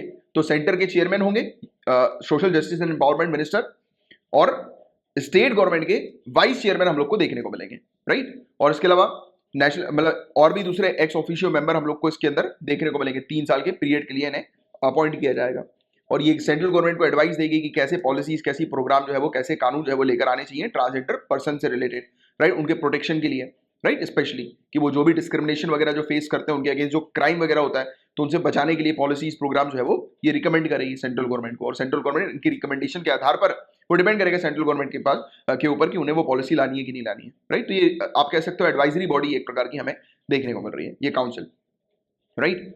अब देखिएगा स्वच्छ सर्वेक्षण के रिजल्ट के अकॉर्डिंग सबसे क्लीनेस्ट सिटी जो है वो कौन सी हमें देखने को मिल रही है? तो इसका 5वां एडिशन का जो सर्वे था, तो लगातार चौथी बार इंदौर हमें देखने को मिल रही है कि सबसे क्लीनेस्ट सिटी इंडिया की बताई जा रही है, याद रखिएगा।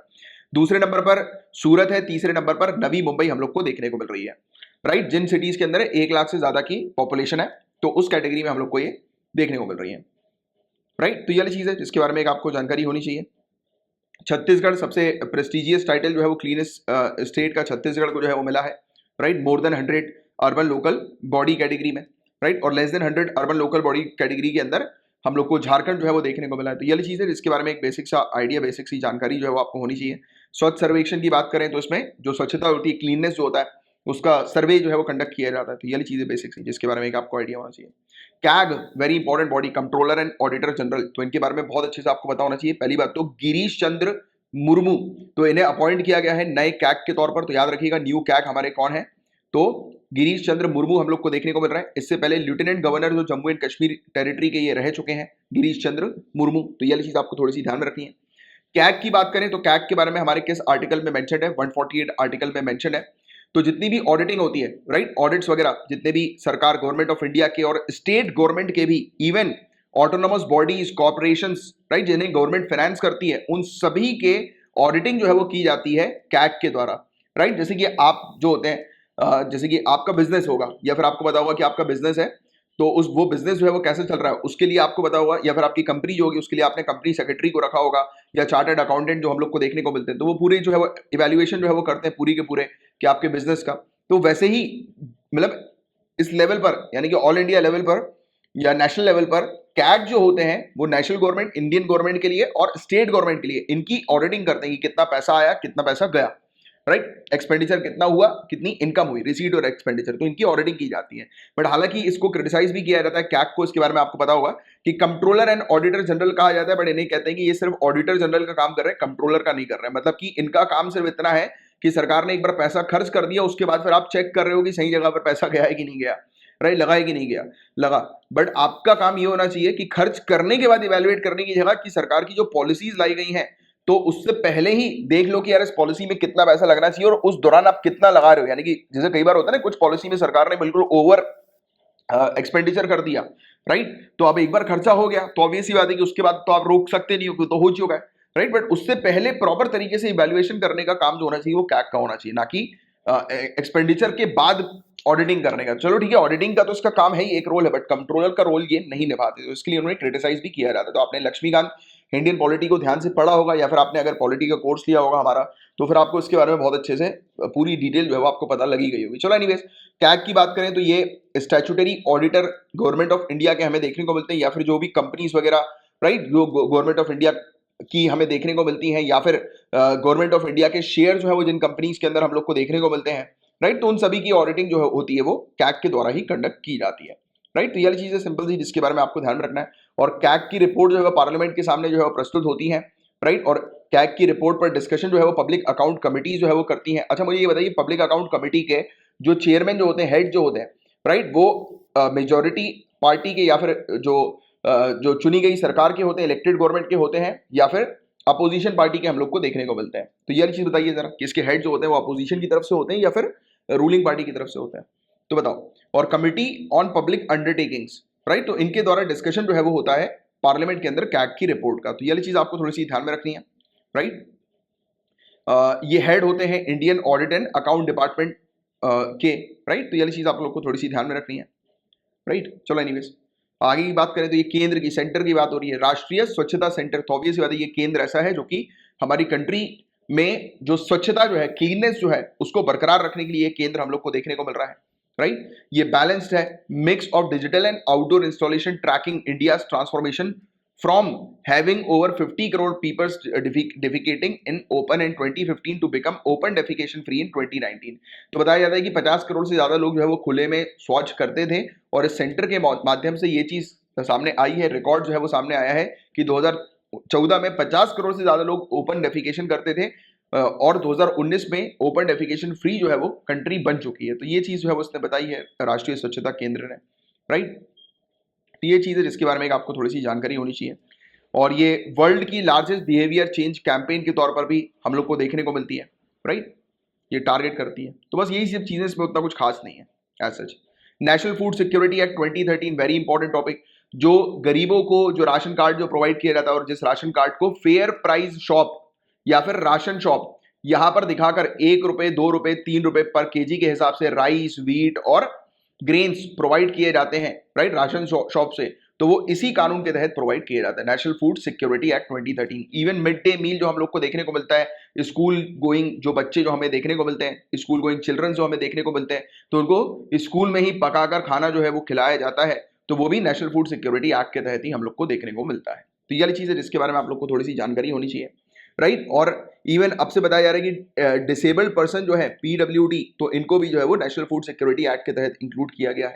तो ये वाली चीज़ है जिसके बारे में आपको जानकारी होनी चाहिए, राइट। तो इसके बारे में आपको ऑलरेडी बता ही दिया है। फ्रेश राशन कार्ड, यानी कि जिन भी जगहों पर लोगों के पास राशन कार्ड नहीं है उनको राशन कार्ड जो है वो इशू करवाया जाता है, और राशन कार्ड के जरिए उन्हें काफ़ी सस्ते रेट में, सब्सिडाइज रेट में जो है वो फूड ऑफर किया जाता है, राइट। तो ये चीज़ हमें देखने को मिलती है नेशनल फूड सिक्योरिटी एक्ट 2013 के अंदर। और इसी में ही अंत्योदय अन्न योजना भी हम लोग को देखने को मिलती है। अच्छा, मुझे बताओ, अंत्योदय अन्न योजना के तहत एक हाउस होल्ड जो है, क्योंकि इसमें मेनली टारगेट किया जाता है कि जो पुअर है, एक तो गरीब लोग हैं, बिलो पॉवर्टी लाइन में जो लोग हमें देखने को मिलते हैं, और जो एक्सट्रीम में गरीब है, एक्सट्रीम बैकवर्ड जो लोग हैं, उन्हें अंत्योदय अन्न योजना के तहत टारगेट किया जाता है। तो गरीबों में भी जो गरीब हम लोग को देखने को मिलते हैं। तो अच्छा, मुझे ये बताओ कि जो लोग हैं जो अंत्योदय अन्न योजना का जिन्हें बेनिफिट मिलता है, तो उन्हें पर मंथ, एक महीने में पूरी फैमिली को कितने किलो राशन जो है वो प्रोवाइड किया जाता है? नीचे लिखकर बताओ जरा, कमेंट बॉक्स में देखते हैं किसको इसका आंसर जो है वो पता है, राइट। तो बस ये बेसिक सा फैक्ट है जिसके बारे में आपको एक जानकारी होनी चाहिए।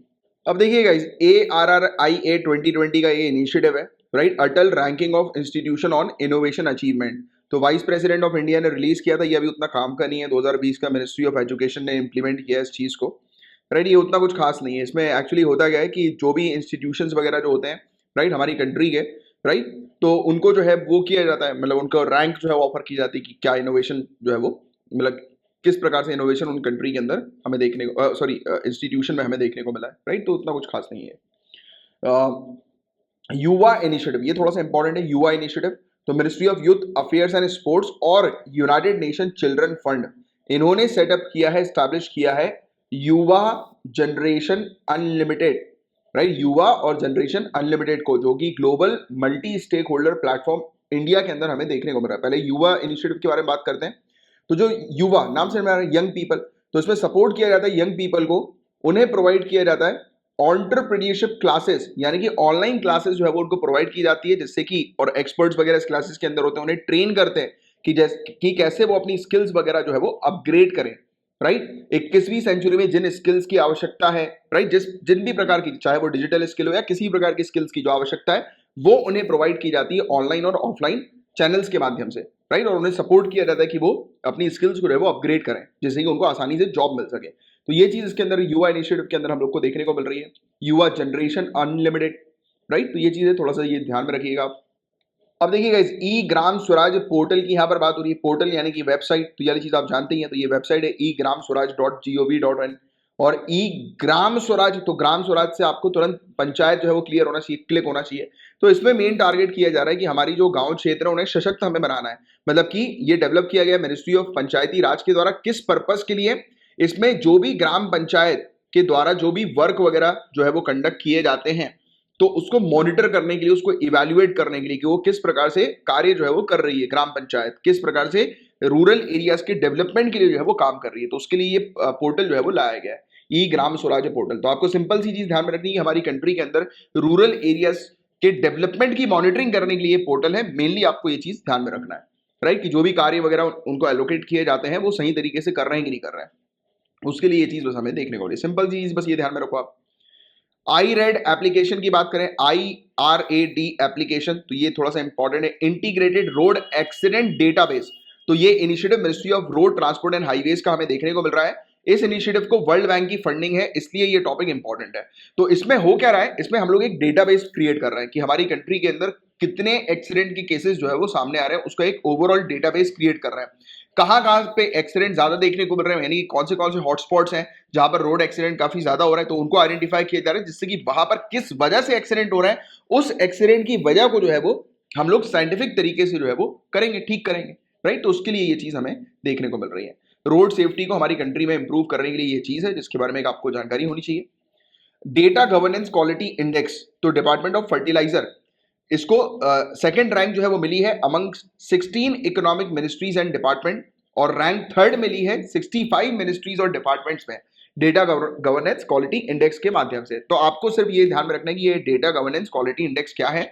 तो देखो, इसे कंडक्ट किया गया department monitoring and evaluation office, जो नीति आयोग का है, उसके द्वारा, ये देखने के लिए कि हमारी कंट्री के की कौन सी मिनिस्ट्रीज, कौन सी डिपार्टमेंट्स है, उनका क्या परफॉर्मेंस है, यानी कि किस प्रकार से वो प्रोग्रेस कर रही हैं, राइट। किसको, सेंट्रल सेक्टर स्कीम और सेंट्रली स्पॉन्सर्ड स्कीम को इंप्लीमेंट करने के लिए। तो ये वाली चीज इसके अंदर हमें देखने को मिल रही है, राइट। और थीम की बात करें, थीम इसके लिए इंपॉर्टेंट नहीं, मैं नहीं रिकमेंड करूंगा कि इसके लिए आप थीम जो है वो देखें, बस इतनी सी चीज आपको ध्यान में रखनी है। अब देखो, ये थोड़ा सा इंपॉर्टेंट है, थैलासेमिया बाल सेवा योजना। अब देखो, आपको पता है थैलासेमिया जो है वो एक बीमारी हम लोग को देखने को मिलती है, थैलासेमिया, मेरे ख्याल से, if I am not wrong, अगर मैं गलत हूं तो आप इसको करेक्ट कर लीजिएगा, कि रेड ब्लड सेल से रिलेटेड ये परेशानी हम लोग को देखने को मिलती है, राइट। तो यूनियन मिनिस्टर, अब देखो, बीमारी से रिलेटेड कोई टॉपिक है तो ऑब्वियस ही बात है कि हेल्थ और फैमिली वेलफेयर मिनिस्ट्री के द्वारा ही उसे लॉन्च किया जाएगा। तो ये थैलेसेमिया बाल सेवा योजना, बाल यानी कि चिल्ड्रन की यहां पर बात हो रही है। तो जो जिन भी बच्चों को ये बीमारी है, थैलेसेमिया का इशू है, तो उनको ट्रीट करने के लिए ये स्कीम हमें देखने को मिल रही है। 2017 में इसे लॉन्च किया गया था। ये स्कीम जो है coal India CSR, corporate social responsibility funded scheme, हमें देखने को मिल रही है। Haematopoietic stem cell transplantation programme है एक, राइट। और इसका मेन एम ये है कि one time cure opportunity provide कराना, इस प्रकार की जो बीमारी होती है थैलेसेमिया, सिकल सेल डिजीज, जो हम लोग को देखने को मिलती है, उनके लिए। अब थैलेसेमिया की बात करें तो थैलेसीमिया जो है वो इनहेरिटेड होती है, यानी कि ये वाली स्कीम मतलब बीमारी हमें देखने को मिलती है, जनरेशन टू जनरेशन जो है वो आती है, यानी कि जेनेटिक डिसऑर्डर के कारण हमें देखने को मिलती है। ब्लड का डिसऑर्डर इसके अंदर होता है, राइट। बॉडी जो है वो प्रोटीन जैसे हीमोग्लोबिन जैसे हम लोग कहते हैं, राइट, जो कि इंपॉर्टेंट पार्ट है रेड ब्लड सेल का। देखो रेड ब्लड सेल इस चीज से रिलेटेड, इसलिए मुझे शायद याद आ रहा था थैलेसीमिया रेड ब्लड सेल से रिलेटेड है। तो हीमोग्लोबिन भारी मतलब पर्याप्त मात्रा में जब बॉडी नहीं बना पाती है तो उस चीज को हम लोग थैलेसीमिया कहते हैं। तो ये वाली चीज है जिसके बारे में आपको जानकारी होनी चाहिए। अब हम बात करेंगे ASIIM के बारे में, Ambedkar social innovation and incubation mission के बारे में। तो ministry of social justice and empowerment ने लॉन्च किया है इस चीज को, राइट। और एक venture capital fund for schedule caste के तहत हम लोग को ये देखने को मिला है। इसमें इनोवेशन और एंटरप्राइज शेड्यूल कास्ट स्टूडेंट जो कि हायर एजुकेशन इंस्टीट्यूशन में पढ़ रहे हैं तो उनके लिए लाया गया। देखो ध्यान में रखना, शेड्यूल कास्ट स्टूडेंट जो है वो ज्यादा से ज्यादा इनोवेशन कर सके, राइट, और इंटरप्राइजेस वगैरह स्टैब्लिश कर सकें, सेटअप कर सकें अपने लाइवलीहुड को बेटर करने के लिए। तो उनके लिए शेड्यूल कास्ट स्टूडेंट के लिए ये हम लोग को इनिशिएटिव देखने को मिला है, right. Ambedkar social innovation and incubation mission, ठीक है। तो ये चीज आपको ध्यान में रखनी है।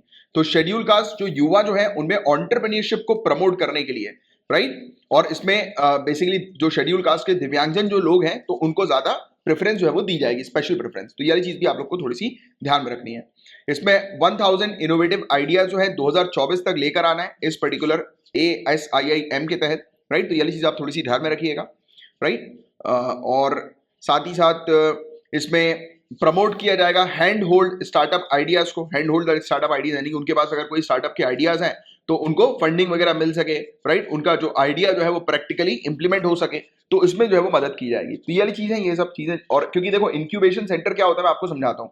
इंक्यूबेशन सेंटर का ही ये काम होता है, जैसे कि कोई स्टार्टअप आया, अब उस स्टार्टअप को फंडिंग अगर चाहिए तो इंक्यूबेशन सेंटर के माध्यम से उनको फंडिंग मिल जाती है, और उस स्टार्टअप को प्रॉपर तरीके से मार्केट में ग्रो करने के लिए इंक्यूबेशन सेंटर जो है वो मदद करते हैं। तो ये वाली चीजें, बस इसमें आपको दो चीज लिंक करनी है, शेड्यूल कास्ट स्टूडेंट्स को आपको लिंक करना है और एंटरप्राइज और इनोवेशन, कि उनमें इनोवेशन को प्रमोट करवाना, उनकी इनोवेशन को प्रमोट करवाना, यानी कि उनके स्टार्टअप को प्रमोट करवाना, और वो इंटरप्राइजेस वगैरह अपनी स्टैब्लिश कर सके अपनी लाइवलीहुड को बेटर करने के लिए। तो ये स्कीम जो है वो उनके लिए हमें देखने को मिल रही है। जो हायर एजुकेशन इंस्टीट्यूशन में शेड्यूल कास्ट स्टूडेंट जो पढ़ रहे हैं तो उनके लिए इनिशिएटिव जो है वो लाया गया है। इसमें 3 सालों में 30 लाख रुपए की फंडिंग जो है वो की जाएगी, और सक्सेसफुल वेंचर जो होंगे वो उनको फंडिंग 5 करोड़ रुपए तक की जो है वो प्रोवाइड की जाएगी, right. Venture capital fund for schedule caste के तहत। UAPA बहुत ज्यादा इंपॉर्टेंट टॉपिक है, अनलॉफुल एक्टिविटीज प्रिवेंशन एक्ट 1967 का है ये। तो 1967 ईयर आप थोड़ी सी ध्यान में रखिएगा, राइट। और UAPA के तहत सेंट्रल गवर्नमेंट के पास जो है वो पावर होती है, राइट। ये बिल जो है वो एम्पावर करता है सेंट्रल एजेंसी को, स्टेट्स को, कि वो टेररिस्ट एक्टिविटीज के साथ डील कर सके। इवन सेंट्रल गवर्नमेंट किसी भी पर्टिकुलर इंडिविजुअल या ऑर्गेनाइजेशन को इस पर्टिकुलर कानून के तहत एक टेररिस्ट घोषित कर सकती है। तो ये वाला पॉइंट भी आप लोग को थोड़ा सा ध्यान में रखना है इस चीज से related, right. UAPA very important ये है टॉपिक, राइट, बहुत इंपॉर्टेंट है UAPA। कई बार जो है वो न्यूज में हमें देखने को मिल चुका है। नेशनल फार्मेसी वीक 2020 की बात करें गाइस, तो ये नवंबर का जो तीसरा हफ्ता जो होता है वो नेशनल फार्मेसी वीक के तहत हमें देखने को मिलता है। तो ये नवंबर का तीसरा हफ्ता जो है नेशनल फार्मेसी वीक है। तो ये चीज आप थोड़ी सी ध्यान में रखिएगा। 2020 की इसकी थीम है फार्मासिस्ट फ्रंटलाइन हेल्थ प्रोफेशनल। तो ये चीज आप थोड़ी सी ध्यान में रखना, बस इतनी सी चीजें, इसमें और कुछ ज्यादा ध्यान में रखने की आवश्यकता नहीं है। उमंग एक इंटरनेशनल वर्जन हम लोग को देखने को मिला है जो कि लॉन्च किया गया है मिनिस्ट्री ऑफ एक्सटर्नल अफेयर्स के कोऑर्डिनेशन के तहत उमंग को लॉन्च किया है, इंटरनेशनल वर्जन, राइट। और ये श्री रविशंकर प्रसाद जी के द्वारा इसे लॉन्च किया गया है। अब ये है क्या उमंग, इसके बारे में हम थोड़ी सी जानकारी ले लेते हैं। उमंग ऐप, तो उमंग ऐप जो है ये if I am not wrong ये एक ऐसी ऐप हमें देखने को मिलती है गवर्नमेंट ऑफ इंडिया की पूरी जितनी भी सर्विसेज हैं एक सिंगल ऐप के अंदर हम लोग को नजर आती है। तो इंटरनेशनल वर्जन इसका जो है वो लॉन्च कर दिया गया है, मतलब कि जो भी इंडियन इंटरनेशनल स्टूडेंट्स हैं, एनआरआईज हैं, इंडियन टूरिस्ट हैं जो अब्रॉड पे रह रहे हैं, वो गवर्नमेंट ऑफ इंडिया की सर्विसेज कहीं पर भी किसी भी समय पर उपयोग जो है वो कर सकें, इसके लिए ये एक इंटरनेशनल वर्जन जो है वो उमंग ऐप का लॉन्च किया गया है। ठीक है, तो ये चीज बस आपको थोड़ी सी ध्यान में रखनी है। Umang mobile application, unified mobile application for new age governance, right, all in one single unified secure multi channel multi lingual multi service mobile application है, राइट। मतलब कि एक ही एप्लीकेशन में सरकार की बहुत सारी सर्विसेज, पूरी की पूरी सर्विसेज जो है वो प्रोवाइड कर दी जाती है। वही चीज जो मैं आपको बोल रहा था वो उमंग बिल्कुल मैं सही था, राइट। तो ये अलग अलग कंट्रीज के अंदर इसे जो है वो अभी लॉन्च किया गया, UK, USA, Canada, Australia, UAE, Netherlands, Singapore, Australia, right, Australia 2 बार रिपीट हो गया आई थिंक, और न्यूजीलैंड भी 2 बार रिपीट हो गया। नीदरलैंड था ये और ये न्यूजीलैंड, तो ऑस्ट्रेलिया 2 बार रिपीट हुआ है, मेरे ख्याल से शायद ये ऑस्ट्रिया होगा, मे बी, अब जो भी है। तो ये एज इट इज आप लोग को थोड़ा सा ध्यान में रखना है। ठीक है, चलो आगे की बात करें। और ये है अभियम एप्लीकेशन, अभियाम एप्लीकेशन, राइट, या अभियाम प्रोजेक्ट। ये किसके लिए है, आपको रिलेट कर रहा है तुरंत, जैसे कि आ जाए कि यार अभी अभियाम प्रोजेक्ट जो है वो अभी रिसेंटली न्यूज में था या ऐप न्यूज में थी, किससे रिलेटेड, तो महिला पैसेंजर की सेफ्टी से रिलेटेड ये प्रोजेक्ट हम लोग को देखने को मिलता है। तो आंध्र प्रदेश सरकार का ये प्रोजेक्ट है, ये भी चीज आपको ध्यान में रखनी है। तो आंध्र प्रदेश वुमेन सेफ्टी और अभियान, तो ये चीज आप थोड़ी सी ध्यान में रखिएगा। इसमें कुछ डिवाइसेस वगैरह ऑटो रिक्शा में, कैब्स वगैरह में जो है वो लगा दी गई है कि इमरजेंसी के समय पर महिला उस बटन को जो है वो क्लिक करके तुरंत जो है वो वहां पर हेल्प जो है वो आ सके उनके पास, राइट, क्लियर चीज है। और इन्फॉर्मेशन जो भी है आईओटी डिवाइस जो अटैच होगी व्हीकल में, तो कमांड कंट्रोल सेंटर पे चली जाएगी। बट आपको तो सिर्फ वुमेन सेफ्टी आंध्र प्रदेश ये चीज बस ध्यान में रखनी है, वुमेन सेफ्टी आंध्र प्रदेश, और इस पर्टिकुलर उसका नाम, ऐप का नाम या फिर प्रोजेक्ट का नाम अभियान। ठीक है, तो ये चीज है जिसके बारे में आपको ध्यान में रखना है। अब हाँ, प्रगति, 33वां प्रगति इंटरैक्शन हम लोग को देखने को मिला है। तो ये जो प्रोजेक्ट है प्रगति का, पहली बात तो इसके बारे में आप लोग को समझना जरूरी है, राइट, प्रगति। तो ये बेसिकली प्रगति का फुल फॉर्म जानो, pro active governance and timely implementation. तो इसमें मेन टारगेट किसके ऊपर किया जा रहा है कि सरकार की जो भी सेवाएं होती है, राइट, गवर्नेंस, तो वो जो है वो उसकी सेवाएं जो है वो टाइम रहते हुए, यानी कि टाइम जो एलोकेट किया गया कि यार इतने समय पे हमारा टारगेट है ये चीजें अचीव करना, तो सरकारी सेवा जो है वो टाइम रहते हुए जल्दी जल्दी लोगों तक पहुंच जाए और सरकार के जो टारगेट्स है वो भी अचीव हो सके। तो उसको बेसिकली एक प्रकार से मॉनिटर करने का ये प्रोजेक्ट है हम लोग को, प्रगति प्रोजेक्ट, राइट। तो एक सिस्टम हम लोग को देखने को मिल रहा है जो कि ई ट्रांसपेरेंसी, ई अकाउंटेबिलिटी लेकर आएगा, real time presence and exchange among the key stake holders, यानी कि जो हायर अथॉरिटीज जो है उनके पास पूरी इंफॉर्मेशन मिलती रहेगी कि सरकारी सेवा जो है वो लोगों तक टाइम रहते हुए पहुंच पा रही है या नहीं पहुंच पा रही है, और सरकारी सेवा को जो है वो कितना स्प्रेड करना है, उससे रिलेटेड टारगेट अचीव हो पा रहा है कि नहीं हो पा रहा है। तो उससे रिलेटेड ये इनिशिएटिव हम लोग को प्रगति का देखने को मिलता है। सिंपल सी चीज, इसको आपको ध्यान में रखना है, 2015 में इसे लॉन्च किया गया था, राइट, मॉनिटर करने के लिए, रिव्यू करने के पर्पस के लिए, राइट, कि जो भी शिकायत होती है कॉमन मैन की तो उसको मॉनिटर किया जा रहा है, या रिव्यू, मतलब उसको रिव्यू कर रहा है कि उसका निवारण हुआ है कि नहीं हुआ है, रेजोल्यूशन उसका निकला है कि नहीं निकला। तो इसको लेकर ये प्रोजेक्ट हमें देखने को मिल रहा है। तो हमारे honourable prime minister Narendra Modi ji, तो ये हेड हम लोग को देखने को मिले हैं इसकी मीटिंग के, राइट, और ये 33rd इंटरैक्शन हम लोग को प्रगति के तहत देखने को मिला है। ICT based, information and communication technology based multi modal platform है ये, गवर्नेंस और टाइमली इंप्लीमेंटेशन का, गवर्नमेंट के प्रोजेक्ट्स के। इसके अंदर देखो सिर्फ सेंट्रल गवर्नमेंट के प्रोजेक्ट नहीं है, सेंट्रल और स्टेट गवर्नमेंट दोनों के प्रोजेक्ट्स इसके अंदर इन्वॉल्व हम लोग को देखने को मिलते हैं, या फिर ट्रैक जो है वो दोनों के प्रोजेक्ट्स को किया जाता है कि वो सही तरीके से इंप्लीमेंट हो रहे हैं कि नहीं हो रहे, लोगों तक पहुंच रही है कि नहीं पहुंच रही गवर्नमेंट की सर्विसेज, राइट।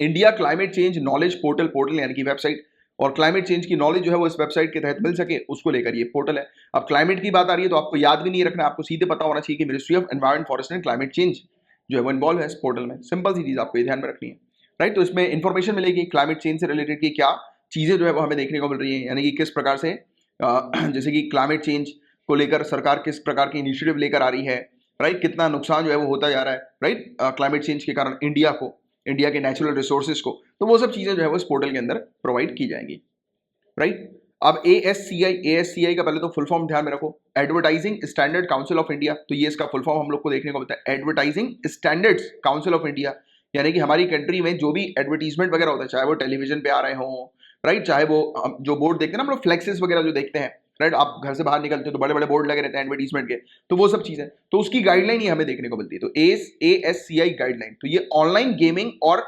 फैंटेसी स्पोर्ट्स के लिए जो है वो सामने रखी गई। वैसे ये इतना इंपॉर्टेंट नहीं है, बट बेसिक्स आपको पता होना चाहिए कि जो भी, जैसे कि ऑनलाइन गेमिंग को लेकर जो भी एडवर्टीजमेंट वगैरह आ रहे हैं, जैसे आप देखते हैं ना, फॉर एन एग्जांपल, सिगरेट का पैकेट सभी ने देखा है, सिगरेट के पैकेट पे क्या लिखा रहता है कि smoking is injurious to health, right. Smoking करने से, इवन जैसे ही जब भी स्मोकिंग से रिलेटेड कोई एडवर्टीजमेंट आता है, या फिर अगर मूवी में भी जहां पर भी स्मोकिंग करता हुआ कोई दिखाई देता है तो नीचे नहीं लिखा रहता है smoking is injurious to health, right. तो ये गाइडलाइंस होती हैं इस प्रकार की चीजें कि कोई भी ऐसा एडवर्टीजमेंट आ रहा है तो उस पर आप गाइडलाइन लिखें।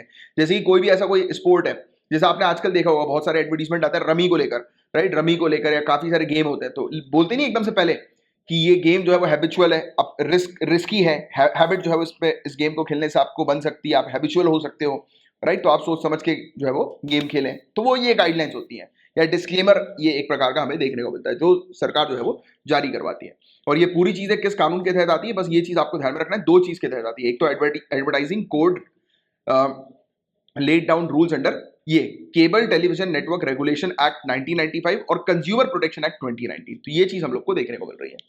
देखो, this game involves an element of financial risk and may be addictive, please play responsible and at your own risk. तो ऐसा आपने कई बार सुना होगा, राइट? काफी सारे एडवर्टीजमेंट वगैरह, इवन यूट्यूब पर आप एडवर्टीजमेंट देखते होंगे, आते होंगे ना बीच में एडवर्टीजमेंट आते हैं, तो कोई गेम से रिलेटेड आता है तो एकदम तेजी से बोलते हैं, this game involves N elemental financial risk and may be addictive, please play responsibly at your own risk. और भी तेज बोलते हैं, मैं तो बहुत कम स्पीड पे बोल रहा हूँ, वो तो बहुत तेज बोल जाते हैं, राइट? तो ये वाली चीजें जिसके बारे में आपको बेसिक्स आइडिया होना चाहिए। Advertising standard council of India के बारे में भी जान लो, 1985 में से एस्टैब्लिश किया गया था, मुंबई के अंदर है ये काउंसिल, राइट? और ये बेसिकली जो भी एडवर्टाइजिंग इंडस्ट्री वगैरह जो हमें देखने को मिलती है, राइट, एडवर्टाइजिंग इंडस्ट्रीज वगैरह, तो उसको रेगुलेट करने का मेनली इसका काम होता है इस काउंसिल का, राइट? और स्टैंडर्ड्स वगैरह जो है ये एस्टैब्लिश करती है, राइट, कि क्या स्टैंडर्ड्स होने चाहिए। ई कोर्ट प्रोजेक्ट नाम से समझ में आ रहा है कि कोर्ट्स के जितने भी केसेस वगैरह जो हमें देखने को मिलते हैं, राइट, यानी कि आपका अगर कोई कोर्ट केस है तो आप ऑनलाइन जो है वो जान सकते हो कि केस की अगली तारीख कब है, जज ने क्या जजमेंट दिया, तो पूरी इंफॉर्मेशन इसके अंदर मिल सकती है, राइट? तो ये वाली चीज है। और high speed wide area network वैन के तहत जो है वो ई कोड प्रोजेक्ट जो है वो स्टैब्लिश किया गया। तो ये वैन याद रख लेना, क्या पता पूछ लें आपसे कि ई कोड प्रोजेक्ट जो है वो किस नेटवर्क के ऊपर आधारित है, तो वैन पूछ लेंगे, क्या पता, राइट? तो ये इससे रिलेटेड अवेयरनेस आप रखो। तो ई कोड प्रोजेक्ट जो है वो कंसेप्चुलाइज किसके ऊपर आधारित है, तो ये national policy and action plan for implementation of ICT in Indian courts या इंडियन जुडिशरी 2005। तो इसके तहत जो है वो हमें देखने को मिला कि ई कोड प्रोजेक्ट जो है वो लाया गया, राइट? ecourts.gov.in 2013 के अंदर ये हमें देखने को मिला था, लॉन्च हुआ था, राइट? तो ये चीज है कि डेली बेसिस पर केसेस जो है वो क्या चल रहे हैं, कितने केसेस हैं, कितने केसेस रिजॉल्व हुए हैं, पूरी चीज इंफॉर्मेशन जो है वो इसमें वेबसाइट पर आपको मिल जाएगी। मेन ऑब्जेक्टिव इसका यही है कि time bound citizen centric services जो है वो डिलीवर की जा सके और वो भी एफिशिएंट तरीके से। तो ये सब चीज है। मद्रास हाईकोर्ट को 10 एडिशनल जज जो है वो मिल गए हैं, राइट? तो जजेस के हाई कोर्ट के जजेस के अपॉइंटमेंट से रिलेटेड आर्टिकल 224 जो है वो बात करता है, याद रखिएगा आर्टिकल 224 किससे रिलेटेड है, अगर क्वेश्चन आए तो जजेस के इससे रिलेटेड, अपॉइंटमेंट से रिलेटेड। मद्रास हाई कोर्ट में कितने जजेस जो है वो आए हैं, अपॉइंट किए गए, वो सब नहीं पूछा जाएगा आपसे आर्टिकल 224 जो है वो पूछा जाएगा। कौन जजेस को अपॉइंट करते हैं? प्रेसिडेंट जजेस को अपॉइंट करते हैं। अच्छा, अगर हाई कोर्ट के जजेस को अपॉइंट करने की बात आती है, हाई कोर्ट के जजेस सीजेआई को छोड़कर, चीफ जस्टिस ऑफ इंडिया को छोड़कर, तो प्रेसिडेंट कंसल्ट किसके साथ करते हैं, बताओ जरा? प्रेसिडेंट कंसल्ट करते हैं पहली बात तो सीजेआई के साथ, सीजे नहीं, CJ, chief justice of high court of concern state, उनके साथ प्रेसिडेंट जो है वो करते हैं, उस स्टेट के गवर्नर के साथ जो है वो कंसल्ट करते हैं, इवन चीफ मिनिस्टर के साथ कंसल्ट करके एक जज को जो है वो अपॉइंट किया जाता है हाई कोर्ट के। तो ये वाली चीज भी है, इसमें लिखा हुआ इस चीज के बारे में कि जजेस को जो है वो कैसे अपॉइंट जो है वो किया जाता है। मेरे ख्याल से अपॉइंटमेंट के बारे में इसके अंदर मेंशन नहीं है, राइट? तो ये वाली चीज है जिसके बारे में एक बेसिक सा आपको आइडिया होना चाहिए। आपको तो आर्टिकल 224 अभी लिख लो कहीं पर कि आपको अभी लक्ष्मीकांत पॉलिटी की बुक से आर्टिकल 224 जो है वो आपको पढ़ना है, राइट? 224 के बारे में आर्टिकल, राइट? तो ये चीज। अच्छा, मुझे ये बताओ कि सुप्रीम कोर्ट के जजेस के अपॉइंटमेंट से रिलेटेड कौन से आर्टिकल के अंदर हमें देखने को मिलता है, कौन सा आर्टिकल डील करता है सुप्रीम कोर्ट के जजेस के अपॉइंटमेंट से रिलेटेड, बताओ जरा नीचे कमेंट बॉक्स में लिखकर। अच्छा, अब electricity rights of consumer rules 2020, ये इलेक्ट्रिसिटी का एक रूल सामने आया है। तो देखो, पहली बार ये हमें देखने को मिला है कि इस प्रकार से कंज्यूमर के अधिकार जो है वो रखे गए हैं। इसमें बहुत सारी चीज कुछ काम की हमें देखने को मिलती है, राइट? जैसे कि इलेक्ट्रिक कनेक्शन जो है वो अगर मेट्रो सिटी में किसी को चाहिए तो 7 दिन के अंदर अंदर उस व्यक्ति के पास इलेक्ट्रिक कनेक्शन जो है वो लग जाना चाहिए, राइट? तो ये चीज यहाँ पर बताई जा रही है, राइट? और कंज्यूमर के पास ऑप्शन होना चाहिए कि वो नए इलेक्ट्रिक कनेक्शन के लिए अप्लाई कर सकते हैं और ऑनलाइन जो है वो बिल पे कर सकते हैं। तो ये वाली चीज यहाँ पर बताई गई है। और अगर दूसरी सिटीज हैं तो 15 दिन का समय जो है वो उनको दिया, 15 दिन के अंदर अंदर उनकी एप्लीकेशन देने से उनके घर पर इलेक्ट्रिसिटी लग जानी चाहिए। गांव क्षेत्रों में 1 महीने के अंदर अंदर उनके घर पर इलेक्ट्रिसिटी लग जानी चाहिए, राइट? इससे बहुत सारे लोगों को बेनिफिट मिलने वाला है इस चीज से, और कंज्यूमर, इलेक्ट्रिसिटी के कंज्यूमर से उनको काफी मदद मिलने वाली है। इसके अंदर एक क्लॉज और है, वो मेरे ख्याल से शायद इन्होंने यहाँ पर नहीं दिया। एक और चीज ऐसी थी कि अगर बिजली वगैरह गोल हो जाएगी, राइट, यानी कि अगर एक पर्टिकुलर टाइम पीरियड इन्होंने मेंशन किया था, बट पीआईबी के अंदर वो चीज इतनी इंपॉर्टेंट लगी नहीं तो उसको मेंशन नहीं किया इन्होंने, इस मैगजीन ने। तो मैंने आप लोग को पढ़ाया हुआ था रेगुलर क्लासेस, अगर आपने अटेंड करी होगी, तो उसमें ये वाला भी एक क्लॉज था कि अगर किसी के घर बिजली चली जाती है कुछ पर्टिकुलर टाइम के लिए तो उसको रिबेट वगैरह भी मिलेगा, पता है? रिफंड वगैरह, रिबेट वगैरह भी उसके बिल पर उसको दिया जाएगा, जैसे कि कुछ पर्टिकुलर पीरियड ऑफ टाइम के लिए, यानी कि लंबे समय के लिए अगर कंटिन्यूअस बिजली अगर चली गई, राइट, वो ठीक नहीं हुई तो उसको रिबेट भी मिलेगा। तो ऐसी चीज भी थी जिससे कि डिस्कॉम कंपनीज को रिस्पॉन्सिबल बनाया जा सके, राइट? तो ये चीज है। तो ये सब चीजें जिसके बारे में आपको जानकारी होनी चाहिए।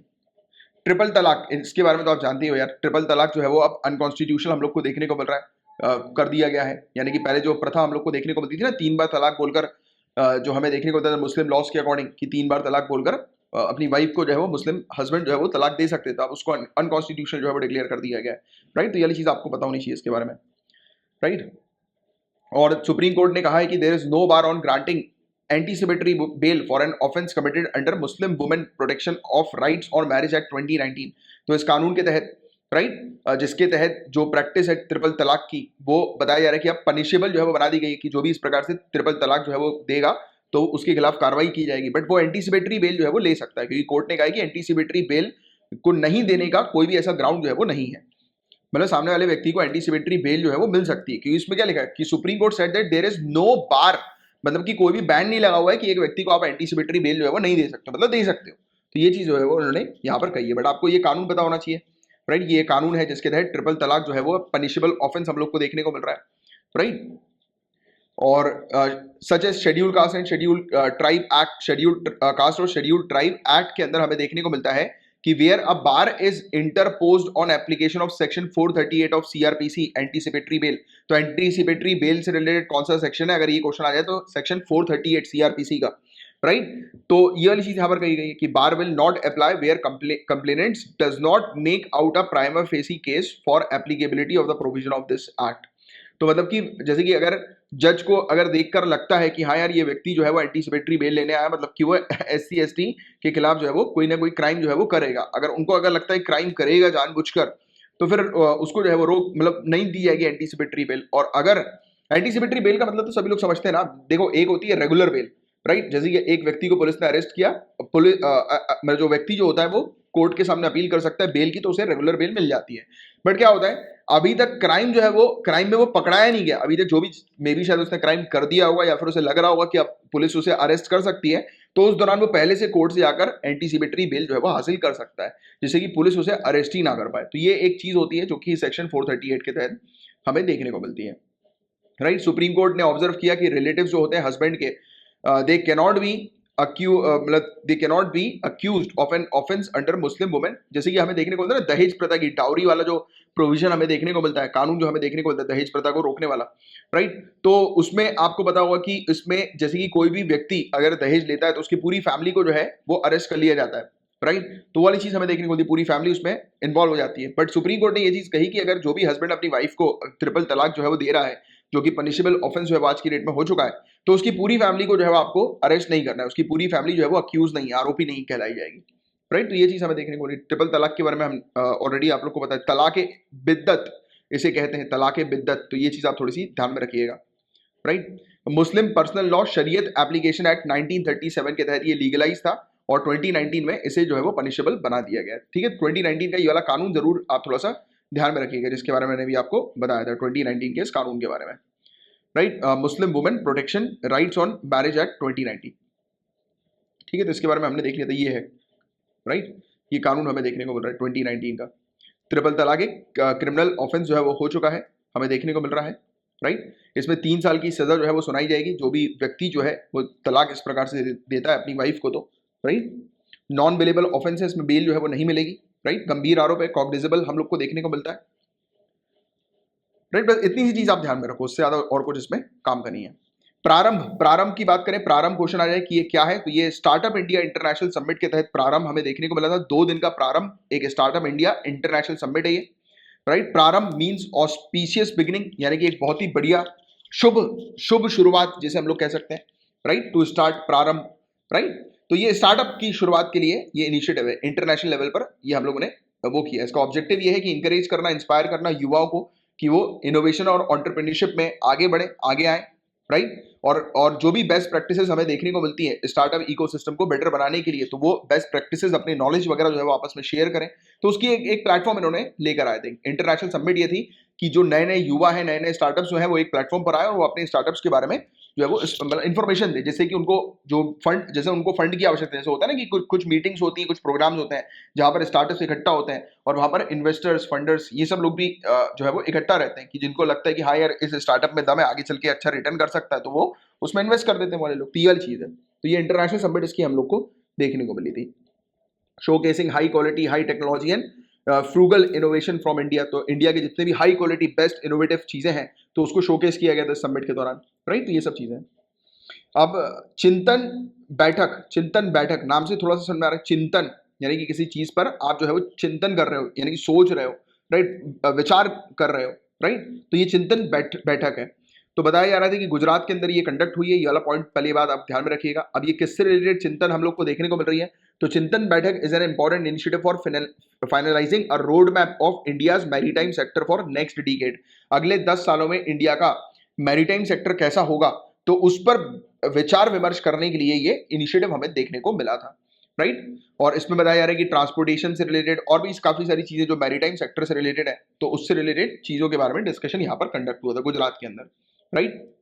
मीटी का रैपिड असेसमेंट सिस्टम हमें देखने को मिल रहा है। रैपिड असेसमेंट सिस्टम मीटी का, ministry of electronics and information technology, right. तो इनका हम लोग को ये सिस्टम है। तो क्वेश्चन आएगा कि रैपिड असेसमेंट सिस्टम किसका है? तो मीटी का है।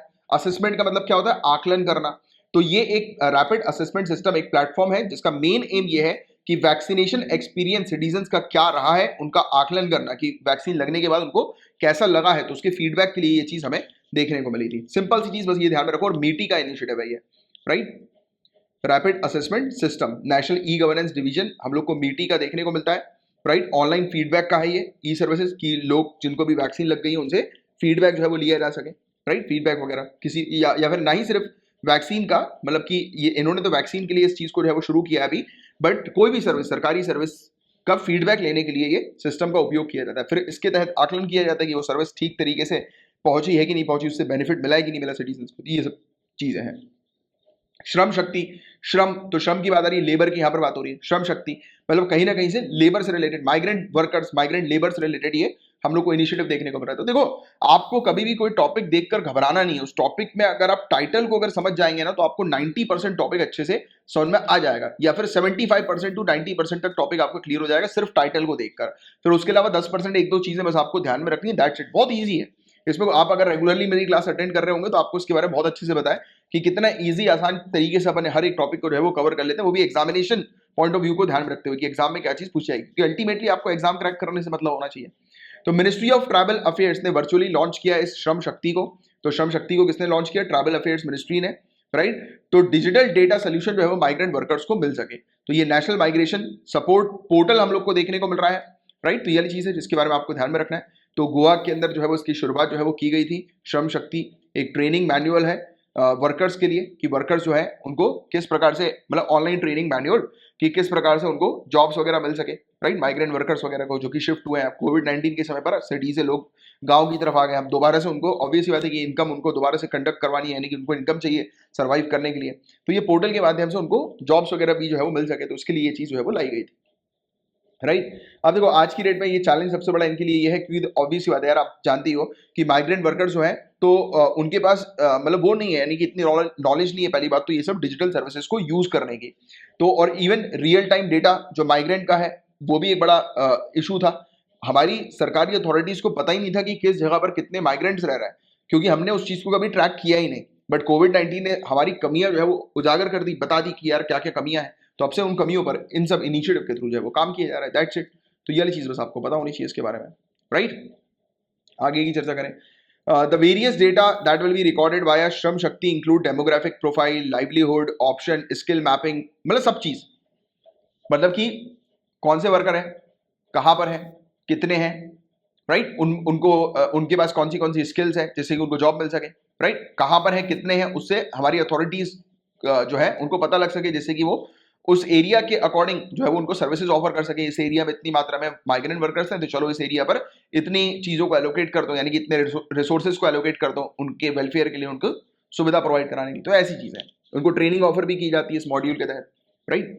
अब देखिए, state reforms action plan ranking नाम से हमारा कि कौन सी राज्य जो है, इवन इसके अंदर यूटी को भी इंक्लूड किया हुआ है, कौन सी स्टेट और यूटी जो है वो किस प्रकार से रिफॉर्म्स लेकर, सुधार लेकर आ रही हैं, जिससे कि वो अपने एक्शन प्लान जो है वो कंडक्ट कर सकें, यानी कि उसकी रैंकिंग है ये कि अलग अलग स्टेट्स और यूटी किस प्रकार से जो है वो आगे बढ़ रही हैं, किस प्रकार से रिफॉर्म्स लेकर आ रही हैं, सुधार लेकर आ रही हैं एक्शन करने के लिए। अब किस चीज का एक्शन, तो इसमें मेन टारगेट बताऊं क्या किया जाता है, बिजनेस रेगुलेटरी एरियाज पर मेन टारगेट किया जाता है, राइट, कि किस स्टेट और किस यूटी के अंदर कोई अगर बिजनेस स्टैब्लिश हो रहा है तो कितना उसके अंदर ईज ऑफ डूइंग बिजनेस, कितना मतलब अच्छे से, मतलब कि आसानी से, सिंपल तरीके से, यानी कि बिना किसी हर्डल के, बैरियर के, सिंपली जल्दी से जल्दी बिजनेस एस्टैब्लिश हो सके, तो उसके लिए कौन सी स्टेट और यूटी क्या रिफॉर्म लेकर आ रही है, राइट। जैसे कि एग्जांपल के तौर पर कि वहां पर मतलब प्रॉपर इंफॉर्मेशन मिल रही है कि नहीं मिल रही, जैसे कि एक बिजनेस है, अब बिजनेस को एस्टैब्लिश होना है तो उसे कितने डॉक्यूमेंट सबमिट करने हैं, कौन से डिपार्टमेंट में सबमिट करना है, तो ये पूरी इंफॉर्मेशन की तो आवश्यकता होगी ना,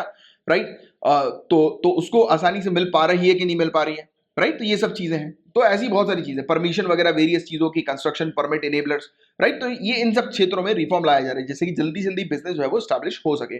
तो इसमें टॉप 10 बताया जा रहा है कि स्टेट जो है, जो स्टेट रिफॉर्म एक्शन प्लान के तहत जो हमें देखने को मिल रहा है, आंध्र प्रदेश सबसे टॉप पर है, फिर यूपी, फिर तेलंगाना, फिर मध्य प्रदेश, फिर झारखंड, छत्तीसगढ़, हिमाचल प्रदेश, राजस्थान, वेस्ट बंगाल और गुजरात। तो ये हमें देखने को मिल रहा है, राइट। तो ये सिंपल सी चीज है। नेशनल अर्बन डिजिटल मिशन, तो ऑब्वियसली बात है, अर्बन एरिया, शहरी एरियाज पर डिजिटलाइजेशन को प्रमोट करने के लिए, एक्सपेंड करने के लिए मिशन हम लोग को देखने को मिल रहा है, राइट। और डिजिटलाइजेशन से फायदा ये होगा कि जल्दी जल्दी सर्विसेज जो है वो सिटीजन को मिल सकेगी, यानी कि आप जो है वो आज की डेट में ऑनलाइन वेरियस चीजों की कंप्लेन कर सकते हो, अगर बिजली को लोगे आप फोन लगा के ऑनलाइन या फिर ऑनलाइन कंप्लेन कर सकते हो, राइट, बिजली बिजली विभाग में। और ये चीज होती भी है जल्दी से जल्दी, इसमें रिड्रेसल भी हो जाता है, जल्दी से जल्दी प्रॉब्लम जो है वो रिजॉल्व भी हो जाती है। तो ये सब चीजें।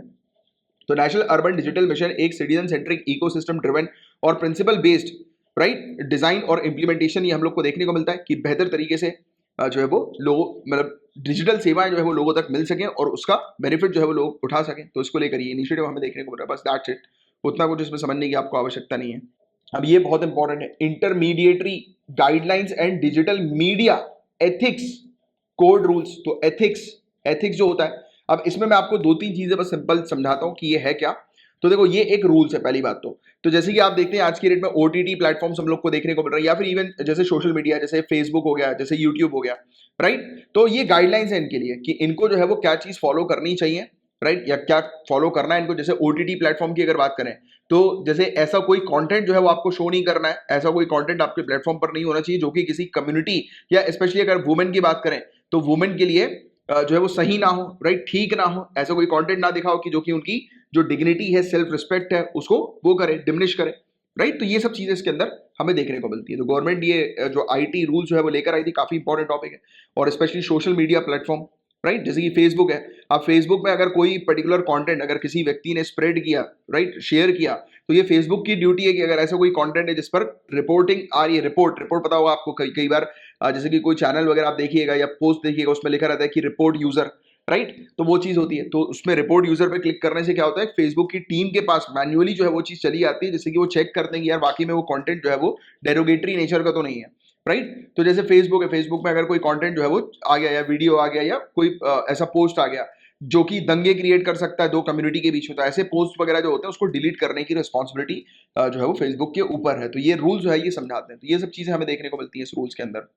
और देखो ओटीटी प्लेटफॉर्म्स पर अगर कोई भी, या फिर सोशल मीडिया पर कोई भी ऐसा कंटेंट है जो कि मतलब गलत है, सही नहीं है, तो जो यूजर्स हैं, दूसरे यूजर जैसे आप हो, आप जो है वो रिपोर्ट कर सकते हो, राइट, उसके बारे में जो है वो जानकारी फेसबुक को दे सकते हो। और फेसबुक को जो है वो टाइम लिमिट के तहत बताया जाता है कि जैसे कि कुछ केसेस में 10 दिन दिया गया है, कुछ केसेस में 30 डेज दिया गया है, कुछ केसेस में 15 दिन दिया गया है कि इन डेज पर आपको जो है वो कंटेंट को तुरंत जो है वो डिलीट करना है। इवन 24 आवर्स भी, जैसे कि कोई महिला जैसे वुमेन है या फिर कोई बहुत ही सेंसिटिव इशू है, राइट, तो उसको तुरंत जो है वो आपको शट डाउन करना है, तुरंत 24 घंटे के अंदर उसको डिसेबल कर देना उस पोस्ट को, या जैसी कंप्लेन आती है उसके 24 घंटे के अंदर अंदर वो पोस्ट, वो कंटेंट जो है वो डिलीट हो जाना चाहिए। तो ये ऐसी चीजें गाइडलाइंस के अंदर, इस रूल्स के अंदर हमें देखने को मिल रही है। सिंपल सी चीज है जिसके बारे में आपको जानकारी होनी चाहिए।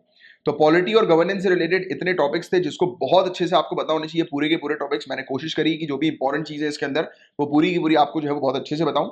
अब नेक्स्ट टॉपिक जो आएगा, नेक्स्ट वीडियो इसका आएगा, तो उसमें हम स्कीम्स और पॉलिसीज के बारे में डिस्कस करेंगे। तो गाइज अगर आपको ये लेक्चर अच्छा लग रहा है, ये सीरीज में अगर कंटिन्यू करूं तो आप जरूर शेयर करिएगा, राइट, लाइक का बटन जो है वो जरूर हिट करिएगा, शेयर करिएगा ज़्यादा से ज़्यादा लोगों के पास इस पर्टिकुलर वीडियो को। तो मैं, मेरी जो टारगेट है, प्लान है कि अगले 10 दिन में ये पूरा का पूरा करीब मेरे ख्याल से 188 या 190 पेजेस की, 188 पेजेस की जो है ये मैगजीन है, तो इसको पूरा का पूरा जो है मैं आपको कवर करा दूं विद इन नेक्स्ट 10 डेज, 10 और 12 डेज, राइट। तो इसका हो जाएगा जैसे कि एटलीस्ट ये वाली चीज़ से अगर आप गो थ्रू हो जाए, यानी कि मेरे ख्याल से ये वीडियो जो होगा कितने घंटे का हुआ होगा अभी मुझे आइडिया नहीं है, मैं तो रिकॉर्ड कर रहा हूँ, बट मे बी शायद 1-1.5 घंटे का वीडियो हुआ होगा या थोड़ा सा ज़्यादा हो गया होगा, कोई दिक्कत नहीं। बट हर एक चीज़ मैंने कोशिश करी है कि जो भी एग्जाम के लिए आपके इंपॉर्टेंट अभी प्रीलिम्स पॉइंट ऑफ व्यू से वो पूरी चीज़ मैंने भी हाईलाइट कर दी आपके लिए, राइट। तो ये एक चीज़ तो आपको देख कर जानी, तो पॉलिटी और गवर्नेंस से इतनी चीज़ बहुत मोस्ट इंपॉर्टेंट है, मोस्ट मतलब काम की है, और ये पीआईबी में आई हुई चीज़ें हैं। और जो पीआईबी जो है वो सरकारी साइट है, तो ऑब्वियस सी बात है, और आप एग्जाम जो दे रहे हो वो सरकारी एग्जाम दे रहे हो, तो इसके जो क्वेश्चन बनेंगे ऑब्वियस सी बात है कि सरकारी डेटा को रेफर करते हुए बनेंगे। तो पीआईबी इसलिए इंपॉर्टेंट सोर्स होता है और लास्ट मोमेंट के लिए तो सबसे इंपॉर्टेंट और सबसे बेस्ट सोर्स है। चलो एनीवेज, तो अब मैं मिलूंगा आपसे नेक्स्ट लेक्चर में, इसी के नेक्स्ट सीरीज के इसी के लेक्चर में, और बाकी रेगुलर करंट अफेयर्स के लेक्चर में तो अपनी मुलाकात होती रहती है। तो चलो मिलते हैं, तब तक के लिए bye bye, take care, have a great day ahead, जय हिंद।